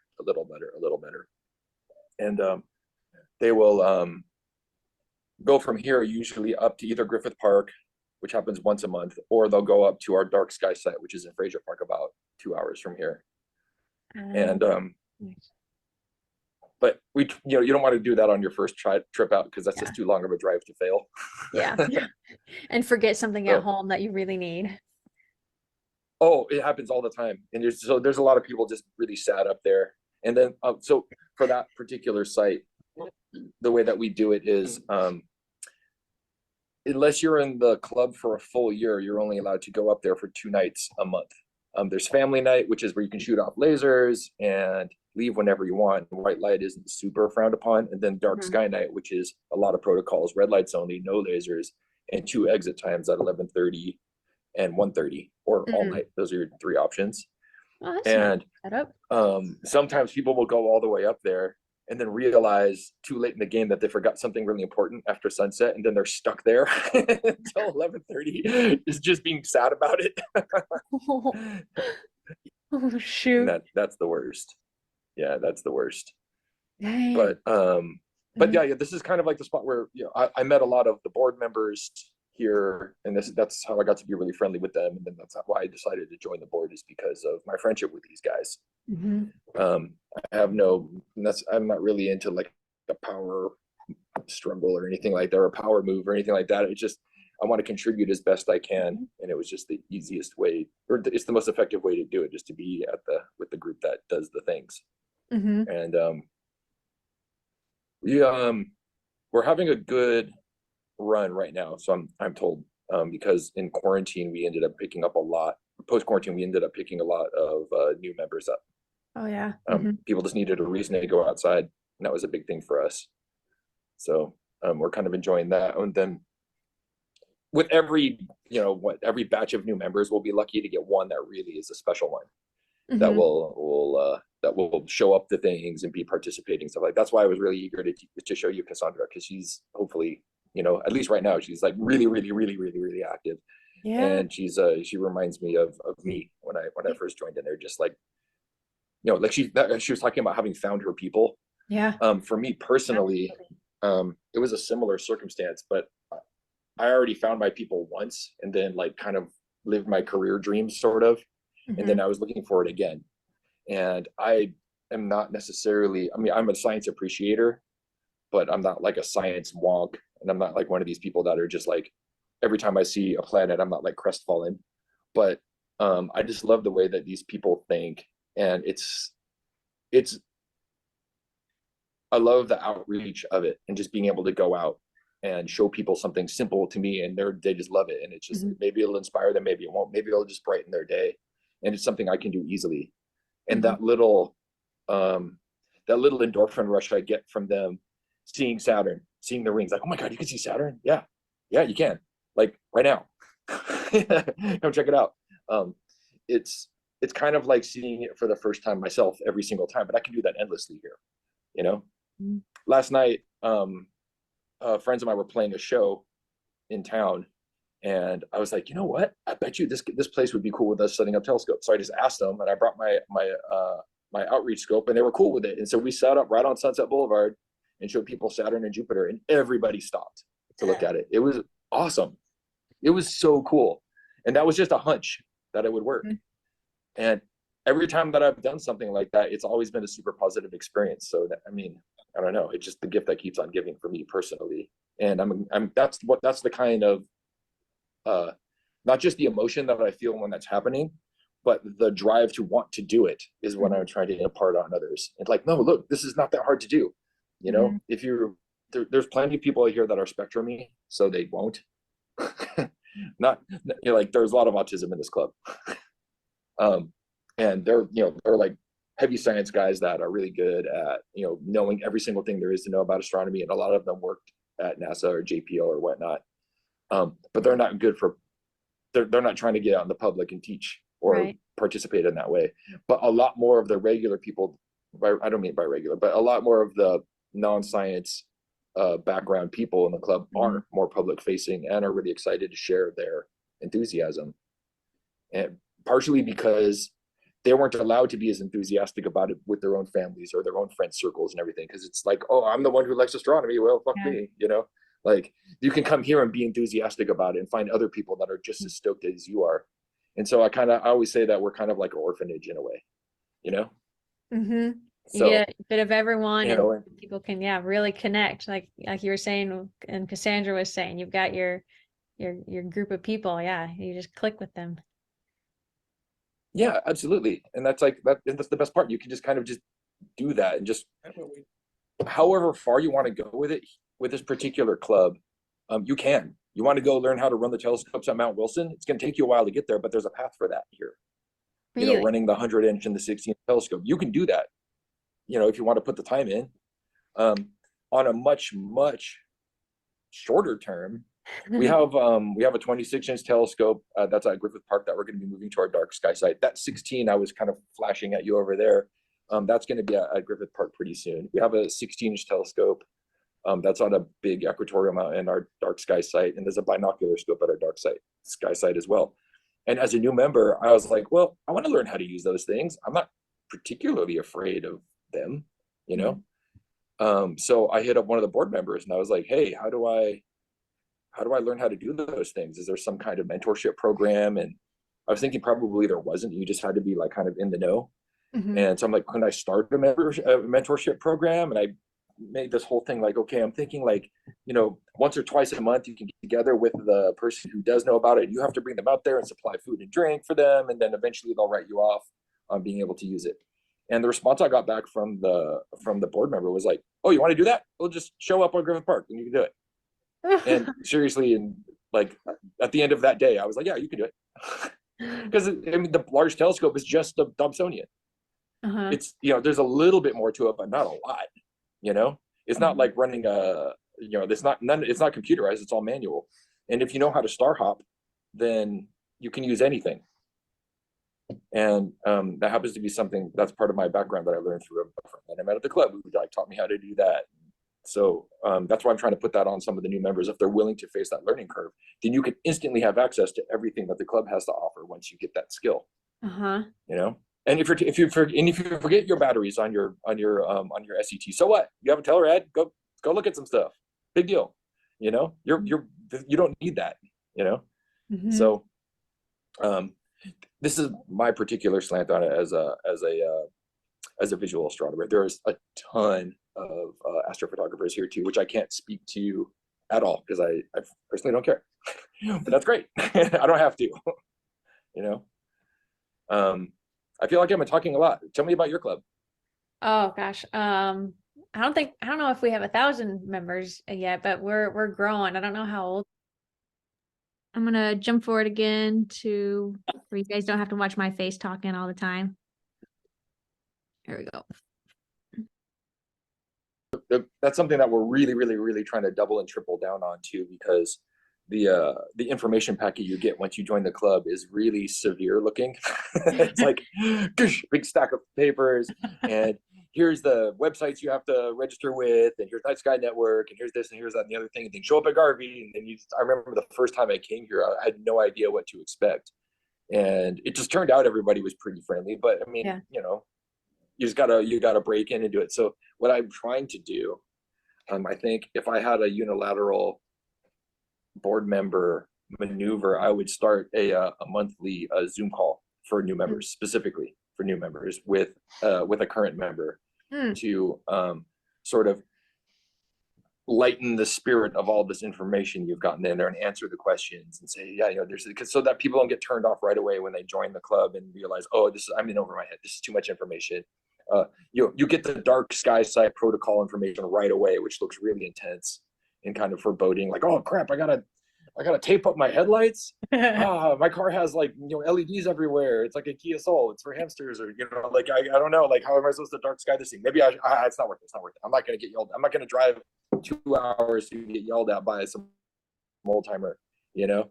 And on our groups IO that we have for the club, me and a couple other members, we go really, really, really hard to make people feel welcome in that way, and just kind of change it. Like, if you have any questions, reach out to me. Here's my phone number. If you want to, if you're nervous about going up there, we'll caravan. Meet me at this spot, and we'll drive up together. And just stick with me the whole night. It's fine. Just kind of don't bring a telescope. Just come hang out. There's plenty to see up there. There's lots of friendly people. Look through their telescopes for a while, and then when you're comfortable to bring up your own equipment, do it then. We have a sunset talk at the beginning of our of those meetings, and we try to mention, you know, we're like, okay, here's what to look for in this part of the sky. Here's what to look for in this part of the sky. Here's the people that are like the most excited to share with you. Ask them for any question. Does anyone need any help with setup? And just be really concierge-y about it. And for me personally, that's like that's the heart and soul of this, because I mean, how many times can you look at M13 and be super stoked about it? You know, I mean, you can get a new eyepiece, you can get new technology for, you know, for astrophotography and everything, but those are small wins. I mean, at least for me. I mean, the fact of the matter is that I can share my knowledge with people over and over and over and over again. Like, it's bottomless. It's bottomless. And that to me is the draw, is being able to share and I don't inspire, sure, but that sounds really sort of whimsical. But I like to think that I'm giving people permission to be excited about something they're excited about already. I'm not inspiring anything. They already want to do it. It's just okay to let your freak flag fly in that way. You know, I'm just saying, go do it. I'm excited. Come be excited with me. Let's go. Let's party. You know, I'm the other, you know, it's like going to a party and the other guy wearing the weird shirt. All right, now there's 2 of us. Great. You have a much better time, you know? Yeah, exactly. Kind of like that. You know what I'm saying? Yeah, some of the outreach we were doing was with some like junior high kids groups. They would come out just for 40 minutes, super quick, and each group got maybe 10 minutes with us as a group. And some of the kids just they don't know how to show enthusiasm about these things. I'm like, this is really cool. We're just looking at the moon, but you're looking at the moon through a telescope and it's super far away, but it looks this big, and they don't feel comfortable being excited. And then the other ones, you know, it's their first time seeing it and they're all over the place. And so I'm trying, my goal is get all those kids excited and feel okay. You can be excited about something like this and get off your phone for a little bit and see this real thing. Yeah, for sure. And you know, I always play up the fact that I don't have a science background at all, and I'm basically a year away from whoever I'm talking to at any given time. Like, I didn't know anything a year ago, and I'm here doing this, and I'm really excited. It's been incredibly fulfilling for me. I'm an idiot, you know, but this is great. You're probably better than me. Enjoy. You know what I'm saying? Like, I try to make it as relatable as possible. And we have, like I said, we have guys like Phil, that guy Evan. He's you know, like I said, he works out that big observatories and everything. And that's fine and great. And it's important that we have that kind of expertise here. But it's both ways. The fact that I can interact with them and I have their respect, is a huge boost for me. That's somebody that's like super smart. Like, there's astrophysicists that think I'm a cool guy. Like, what? You know, that's really cool. But the fact of the matter is, that means that can be anybody. That could be anybody. Anyone who's coming down the street. There was somebody like Cassandra who just showed up at Griffith Park just to check it out, and then just went to our tent. Just be happy and enthusiastic. Just enjoy. Just enjoy it and share your enjoyment. And I mean, and then just retain the knowledge. That's really it. Just be a throughput, you know? I tell people that, you know, this is an astronomy society, but it's really a social club. I mean, at the end of the day, I mean, any club is a social club. I mean, you know, there's things that you're going to talk about more often in an astronomy club than you would in like a, you know, like a model building club or like a book reading club or something like that. But at the end of the day, it is a social club, and what's going to keep people involved is the temperature of the club, and like how, you know, is it fun? It has to be fun, you know? Yeah, exactly. And productive. Yeah. You know? And there doesn't have to be a lot of bells and whistles. I mean, you know, we have a case of soda here. There's some coffee you can drink, but we're not bribing people to come out. It's for the knowledge, and at the end of the day, it's for the people. That's really the long and short of it. That's really the long and short of it, and we've been focusing a lot on that.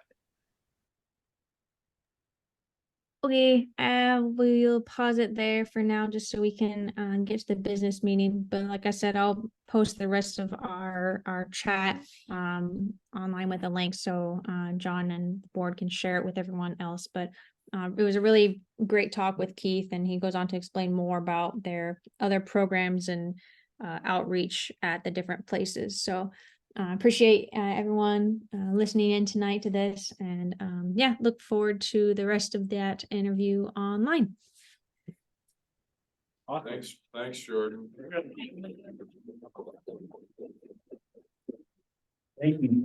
Thank you, Jordan. Okay, let's see. I need to share screen. Share the whole screen.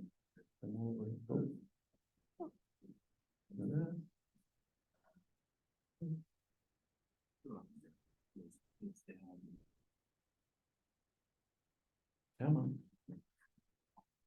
Oh, ladies and gentlemen, I was just informed earlier that the holiday party will be at Cane Farm in December.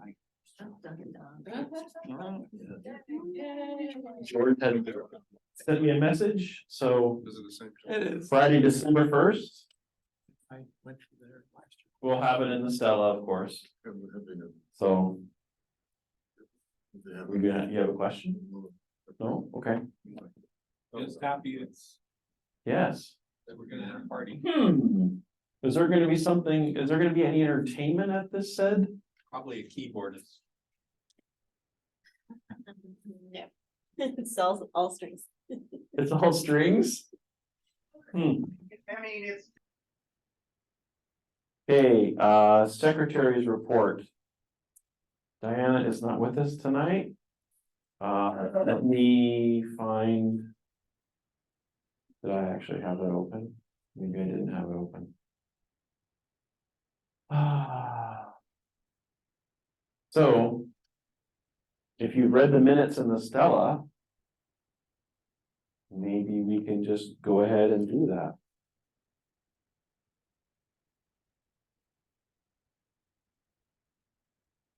I can find the right page.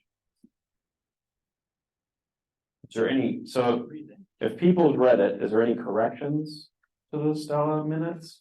Yeah, Mike had. You have to go Mike up Moderson, lower if you want us to see anything. Mr. Moderson, if you're still on. What's up? What was the correction to the minutes you said? Oh, it said something about outreach. And I'm not an outreach coordinator for them. I'm just the astronomy day guy. Okay, Looks like wingdings. yeah. It is wingdings. It is. Sorry. Can't you read wingdings? Next week. Hey, translated it. Well, it's the thing is that the Zoom version people are not seeing very well. I'm trying to. Yeah, seriously. Yeah, we can't see it. It's It was like not moving. Sanskrit or something like that. Yeah, under miscellaneous events, it says Mike Moderson is now the outreach coordinator for the AL.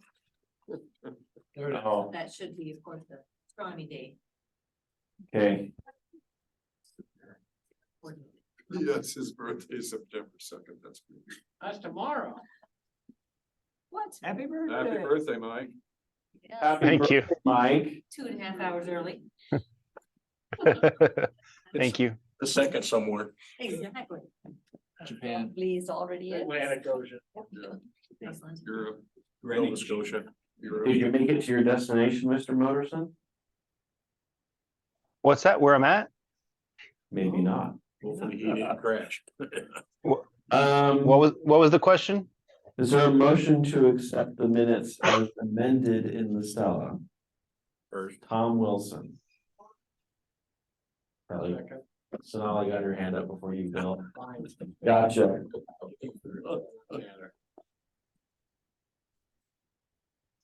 Not even a good second. The motion has been made and seconded to accept the minutes as amended in Stella.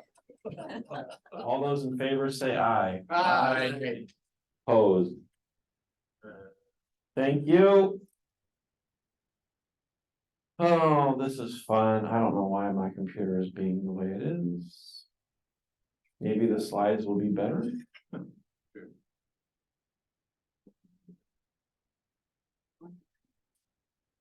So now we have treasurer's report.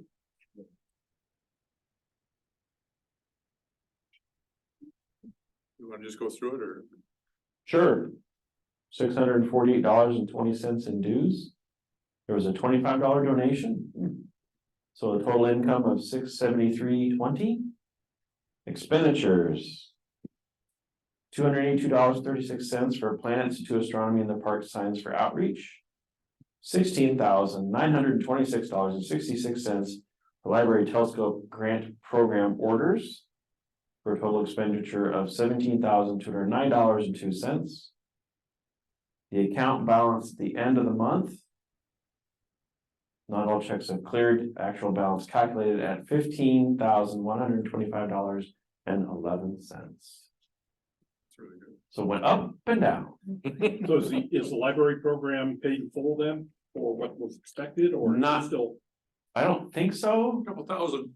We have a couple thousand in that belt, in that, yeah, for whatever. Is it budgeted though? Oh, Yeah. The way that the grant was written, there's some other things that we haven't ordered yet because it hasn't been released yet. Yeah. So there was gonna be Stop. some EAA astronomy equipment. And but there was one device that they were gonna get, but if they switched to the other device, they could buy 3 for the same price as the one. So, but those haven't actually begun to ship yet. The email that they were some people were starting to get them just happened like yesterday. Yeah, I haven't approached the HDR people to see if it's okay for. Oh, John, yes, Mike's talking, but we can't hear him on your speakers, just through. Really? Online. sorry. It says it's active over here. Oh, Can you you know hear me what? now? Sorry, We can hear you now. had the wrong button pushed. I've not Yeah, been just able to hear you for 5 minutes. everything has been ordered except for the robotic telescopes. And I need to talk to HDR because technically we're not allowed to change what we submitted without their approval. I don't think it's going to be an issue because they seem really up on our program. The only things we've actually received are the sunspotter and a dovetail bar so far. Is that chocolate? Sounds like it is. Milled aluminum. Milled aluminum, okay. You wanna, didn't HDR have a representative the other day in the library? She canceled because of the hurricane down in Florida. They have a program, if there's a disaster, that they offer aid to their employees, and they have a couple offices in a few cities down there. Okay.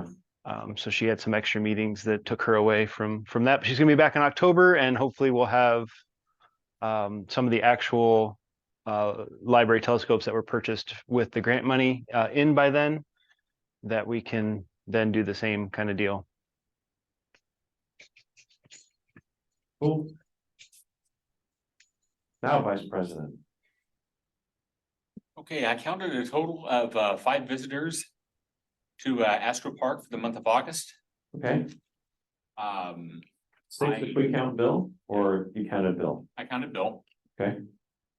I checked out the lighthouse and still nothing since August 22nd. So I made a point of calling them on the 1-year anniversary to see what was going on. And I called them again today, and I'm still waiting for an answer back.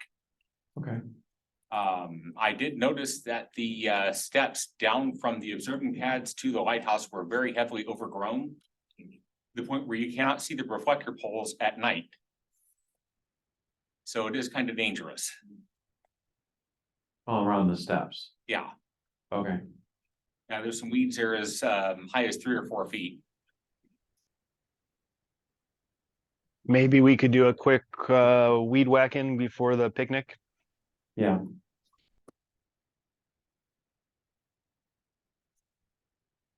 So if you want to work early, show up at 3 on the picnic day. Bring some of that earth stuff and some mats. Lots of deep. Yeah, Are we deploying the tick tubes at the picnic? I will try to deploy them, yes. Other than that, I don't have anything else to report. Okay, thank you, Steve. Old business, guess what? Meeting coming soon with Prairie STEM, there's been some movement on that. So. Hooray. We had our Misral meeting this past month. That is moving along, everyone has a task before we meet again. The grant update letters went out to the Nebraska libraries. We've had 22 already sent back and it's only been out for 2 days. Wow, it's impressive. Now, this is like a lottery system, is that correct? Yeah. Not yet. Because we have. Not until we get over 50 applications, but I've also had 4, somehow two of the regions sent them out to every library, which included schools. So I've had some interested schools that I've turned away at this point, but if we don't get 50, then we would throw them into the mix. Okay, cool. Reestablish building pad numbers, that should be part of a work day. OAS member schedule, so I've made some progress on creating a specific web page just for members. I got it so far as to be able to put an ID and password and you get the page. The calendar is not drawn on the page, but there's a link to the calendar. So progress. Not ready for prime time yet, otherwise it just shows an error. Will there be 2-factor authentication on that? No. No, Retinal scan. and don't share the password. 'Cause I don't want to make a password for every single person. It's on my machine. Just add a 1 to each one.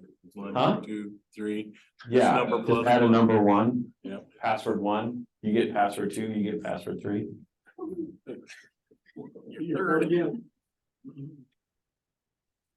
Oh, hey, guess what? Elections are next month. Who's running? John for president. There, I've been nominated. Well, that's a good question. Unless I hear otherwise, I've just nominated him, so. I nominate John as a coach. Up to him, though. What did you do? I mean, I and Mike again, yeah. Is Mike on? Yeah, I'm willing to continue. okay. Diane is out, Mike, Probably. and Steve, I'll continue. I'm starting to get a handle on this.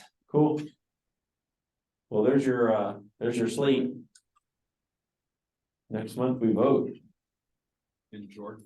In Jordan, that's true, Jordan. Hello, yep. Are you on for another year? I can if you guys want me to. I'd gladly do it if Yes, we'll someone else nominate really you. wants to do it. I don't mind that either. We'll nominate you too. Alrighty. Nomination. Thank you, Jordan. So voting will be next month. Just so that you know, the ballots are, you know who's on the ballot, unless anyone else would like to state something. We'll cover that next month. Okay, Stafford, do you want to talk about the telescope loan program livery? Well, stable, maybe I should have said stable. Or just good old inventory, which I'd very much like to reduce. So tonight I would like to present to the group a the desire to get rid of 3 scopes. We have 5 or 6, I'm not sure, 6-inch scopes. Are they here? And we have a Meade 2080 bit out in, Mike Moterson's garage. He says it's in better shape than the one that we currently have with a very corroded silver mirror. I would just like to generally either put them up for sale, donate them, but they're club resources, so we just cannot unilaterally do this. So, Sure. so that is what I'd like to do, and I wanted to see if there was any objection or somebody wants to give them a home. We got the 2080. Should we call this one number 1? Call it A, like the enterprise, okay. Yeah, It already had an A It did. yeah, in front of it. Oh, all right. Thank you. And then there were 2 6-inches, is that correct? we have a call it the Black Dobsonian. It's a home built probably by the same person that did that 10-inch that I dismantled. And then there is a Meade, call it the White Dobsonian on the list here. The black is probably the oldest one, but it works reasonably well. The white one is kind of a little bit of a cobble together, I think. It doesn't, it requires some patience, let's put it that way. How are the mirrors on those? Yeah. On those, especially the dogs. The question is, they're asking him about the mirror. They seem to be in reasonably good shape. Okay. I mean, if it were my own personal scope, they're like, the white one's probably 25+ years old, and the black one, who knows?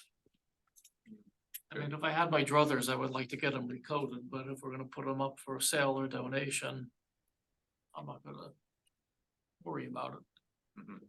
Okay. Now, the truth in lending on the Meade 2080. Whoever gets that would probably be wise to switch the secondary from silver to aluminized. It's not a bad scope. Once you do that, the way it is right now, though, you can definitely tell there's some.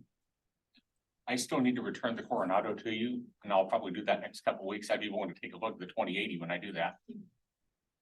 Sorry. I'd be willing to take a look at the 2080 when I return the Coronado to you this month. Oh, So is it just the secondary that's silver, not the primary? yeah, the primary is fine. It's fine, that's what I thought, because I remember Yeah. seeing it when that first came in.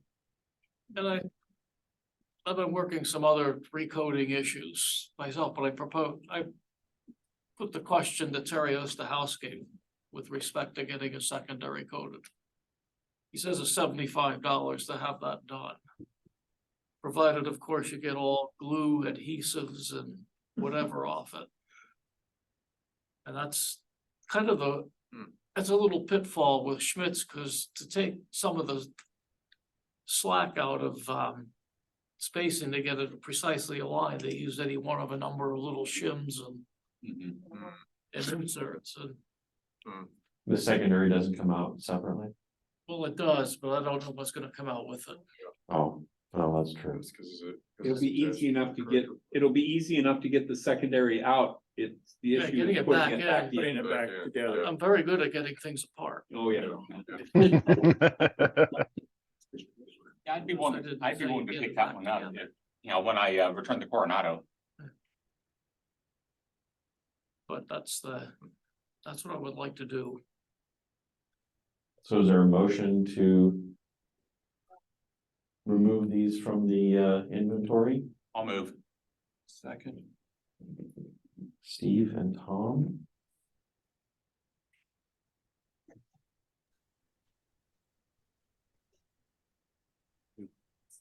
You too. I'll be back. That'll be terrific. So how should we word this motion then? I mean, If it's and we removed from the may end inventory. up having to have more than one motion, you want to just. Motion to remove. Simple motion to take them off the list. Yeah, Then we'll Older just do that telescopes and- from inventory. okay. A motion is made and seconded to remove the 3 telescopes. The Mead 2080, the 6-inch black Dob home built DIY, and the Mead white Dob from the loan library. All those in favor say aye. Aye. Opposed? Thank you. Now, they could very well be a door prize or just have something like that, or if somebody in the club could use a telescope. Well, some ideas we discussed for the 6 inches anyway is possibly donating them to Carol Joy Hollings. Oh, yeah. I think you were the one that was working with me, trying to get the one that they That Bird currently Jones pollinated. design. That crap Bird Jones. Yeah. Okay, So if that would suit their needs. who'd you think, like the white one That's all I can say. and the black one, or just the white one? Both, I don't- Well, Who is this, a group or an organization? it's an organization, yeah. There's a lot of outreach that goes on out there. But they Their have, telescope was not that great. Oh, yeah. Is this Is this one better? Are they? Oh, yeah. Well, my only concern is they need to have some TLC though. And it's, who wants to take it on as a project? I think it'd be great to donate away, but are they, if we donate them out there and they, I'm just going to closet trash, yeah, and it's trashed.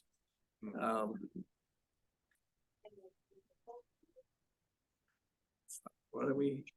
They might need something easier is what. Yeah, well, it would be fairly, if they were all in working condition. I mean, if I recall, I don't recall what the white one, the black one is, it's been around since I Well, first started since- up the club again in late nineties. yeah, It it definitely was a has homemade homemade job, look. yeah. It's got a metal tube and Well, we could certainly put them in the Stella. that, See if they want them. yeah. Somebody wants to Could take be- the project. Prairie stem could be an option as to go along with the AVX 9¼ deal. Maybe that's something that the students could learn how to do as part of learning how a telescope works.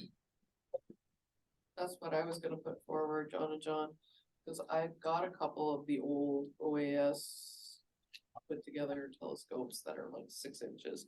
So that'd give me 4, which is like closer to a classroom set of similar style. So you're saying that you could use those?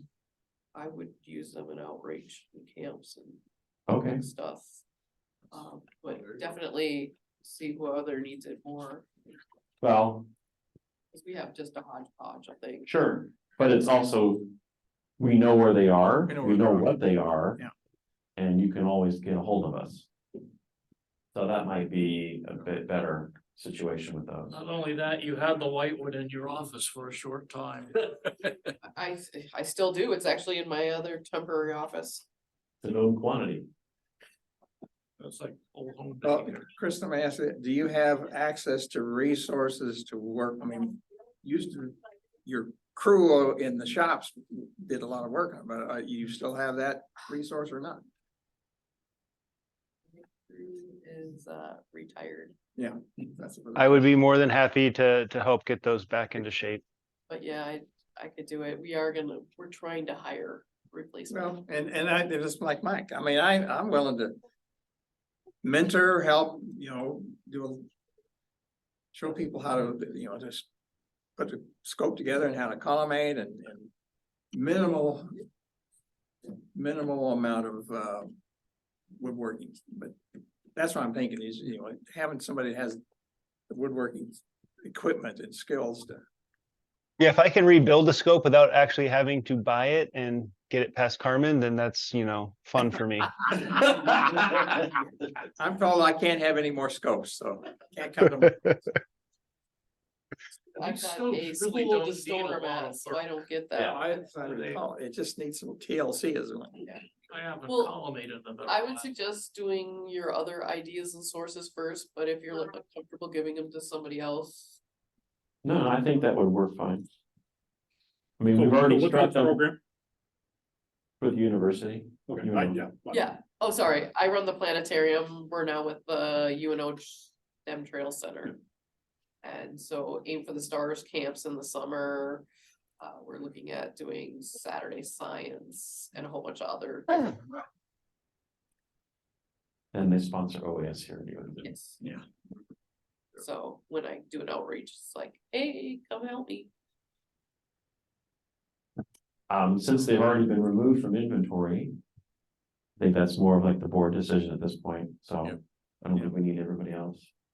Does that mean that the 6-inch that's in my garage and the 2080 will be added to the telescope list, loaner list? That's the intent. Okay. Some of the old out to make room for the things that you have. Or newer. The new shine. Because yeah, both of those in my garage are really nice shape. Do you know if the 2080 in your garage has an aluminum or aluminized secondary or silvered? I couldn't tell you for sure. Is I don't that know how you would right, tell. put it in our inventory or not? It doesn't have any tarnishing or anything that I've noticed. It looks really clean, the mirrors. I looked through it and put some stars through it, and looks really solid. It's very, very nice optically. See if it has some kind of a decal on it, the advanced silvered series or something, because that's what the one that we have has. Plus the pockmark secondary also gives a hint, but that's the big challenge with our current one. Now, does the one that you have the electronic mount? Yeah, it's got a clock drive fork mount. Does it Got a have, hand controller and Does like have 3 different ways to power it. It has a lot of. Yeah, it's got solid, some accessories, and it's a pretty solid, I mean, she gave us a lot of stuff. It's got a nice case. It's like all the original meat. it has the ports for it. Was it all the original meat boxes that were for the IT students? Yeah, it's got illuminated right angle finder and a few other accessories. Yeah, I'm sort of familiar with where it came from, yeah. Cool. So that's what I would like to do is make room for that. And the 6-inch that you have. I'm running out of space. Yeah, I mean, I can hold on to it. That's fine. But the 6-inch is really clean. It's in really good shape. I mean, it's almost like it's brand new, other than, just a little bit of dust on the tube from sitting in the garage.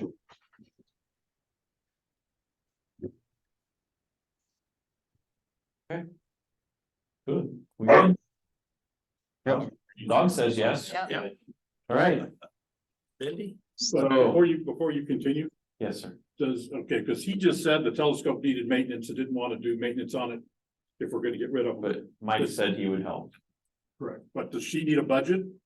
Or does she have a budget to take care of the maintenance, or should we offer a set amount for whoever helps get these telescopes ready? I don't know if you've got access to money to fix these things, or whether we should. That's what I'm It would be a donation for me if there's anything. I mean, if it's really extensive, like recoding a mirror or something, other than that, if it's just materials and parts, I probably already have it in the garage. Yeah, me too. From all the library telescope stuff. And our shop has a collection. I mean, could we, Just random stuff. could we, or should we, or does the board have the ability to make a motion to offer not only the I scope, think- but the money? I think The the board, $100 or $200? I think the board. We'll To us We and can tell discuss us. it and look at it. let's evaluate, and then if needed, we can bring that up as a motion at the next meeting, or whenever after it's been looked at. I'm usually working with starting out astronomy kids and Girl Scouts, Boy Scouts, or They're not going to notice the difference if the stars are a little wonky. if they can even get the moon in the viewfinder is like, yay. It's a big cool thing for them. Since we're shutting down here soon, real quick before we go, I wanted to bring up as new business. Is anybody interested in doing an event for the October eclipse? Annular eclipse. It'll be about 60% eclipse from Omaha. If you want to do something here on campus, I can sponsor that. We could, did you hear what Krista said? Yeah, I already registered a Night Sky Network event today because we were coming up to the deadline to get free stuff sent to us. So I registered an Eclipse event for UNO on the day. We could change the location if necessary, Oh, but Some, or we bathrooms. could there's we bathrooms. could do As Krista we could says. do we could do multiple locations too, like we did for Observe the Moon, which is also I think coming up in October. Mhm. Yeah. Yeah, that sounds good. Okay, I'll try and put some information out on some ideas for that. Okay. And I don't then think I we need a think, motion for it. It's part of the outreach planning, so. and then Mike, if we figure out a way to, is there a way we can like sell the glasses with PayPal or? Asking me? Yeah. Or yeah, or pull out some cash to use as like a, Petty you cash? know, like to use to make change when people come to the event and want to buy glasses and they hand me a 20 and they want 2 glasses or 1 glass. We can do that. Yeah. Yeah, that can be That's done. easiest to do cash That'll dollar. probably be the easiest way, yeah. Yeah. Cash and check. Okay. 2-minute warning. All right, 3 minutes to go. Bill, you ready?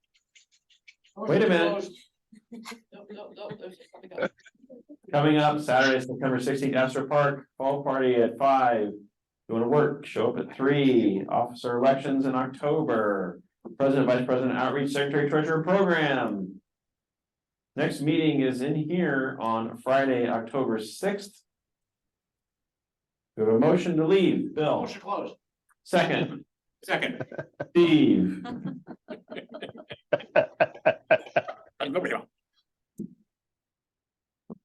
Motion is made and seconded during this meeting. All those in favor say aye. Aye. Oops, I already hit it. Thank you, everybody. Who's going to backlot? Not you. He's there. No. Cheers. There's a screen behind him. Oh, you want to be on video there too? No, I can hear you over the TVs and the people. just making sure everybody knows it's an option. Well, All are Mike, welcome. Thank you for connecting and staying in the entire time. That's really appreciated. Mike, check the Discord. Maybe somebody will go into the chat there. Don't forget the free tomatoes. Oh, yes, there are free tomatoes in this box over here if you want a tomato. Make it Saturday. Okay. Thanks, guys. Take as many as you want. Have a good night, Mike. Say hi to Carmen. Oh, okay. Starting on the. Okay, so when you come back. Okay.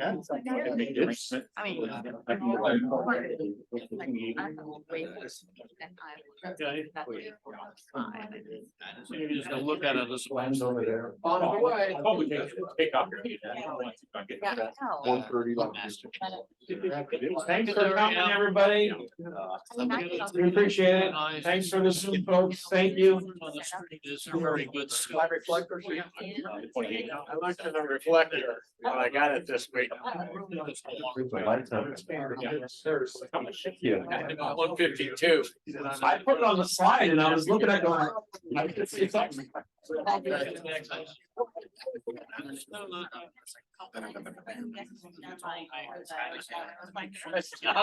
Finally, after. Going, so it's kind of adhesive. Anybody going to backlot? You know, I heard about Can I go? My permission, whatever. That might be good for you. Getting those buildings directly on, they might have a large. Yeah. So that you can get that back in. If they don't have shims on. Oh, yeah. You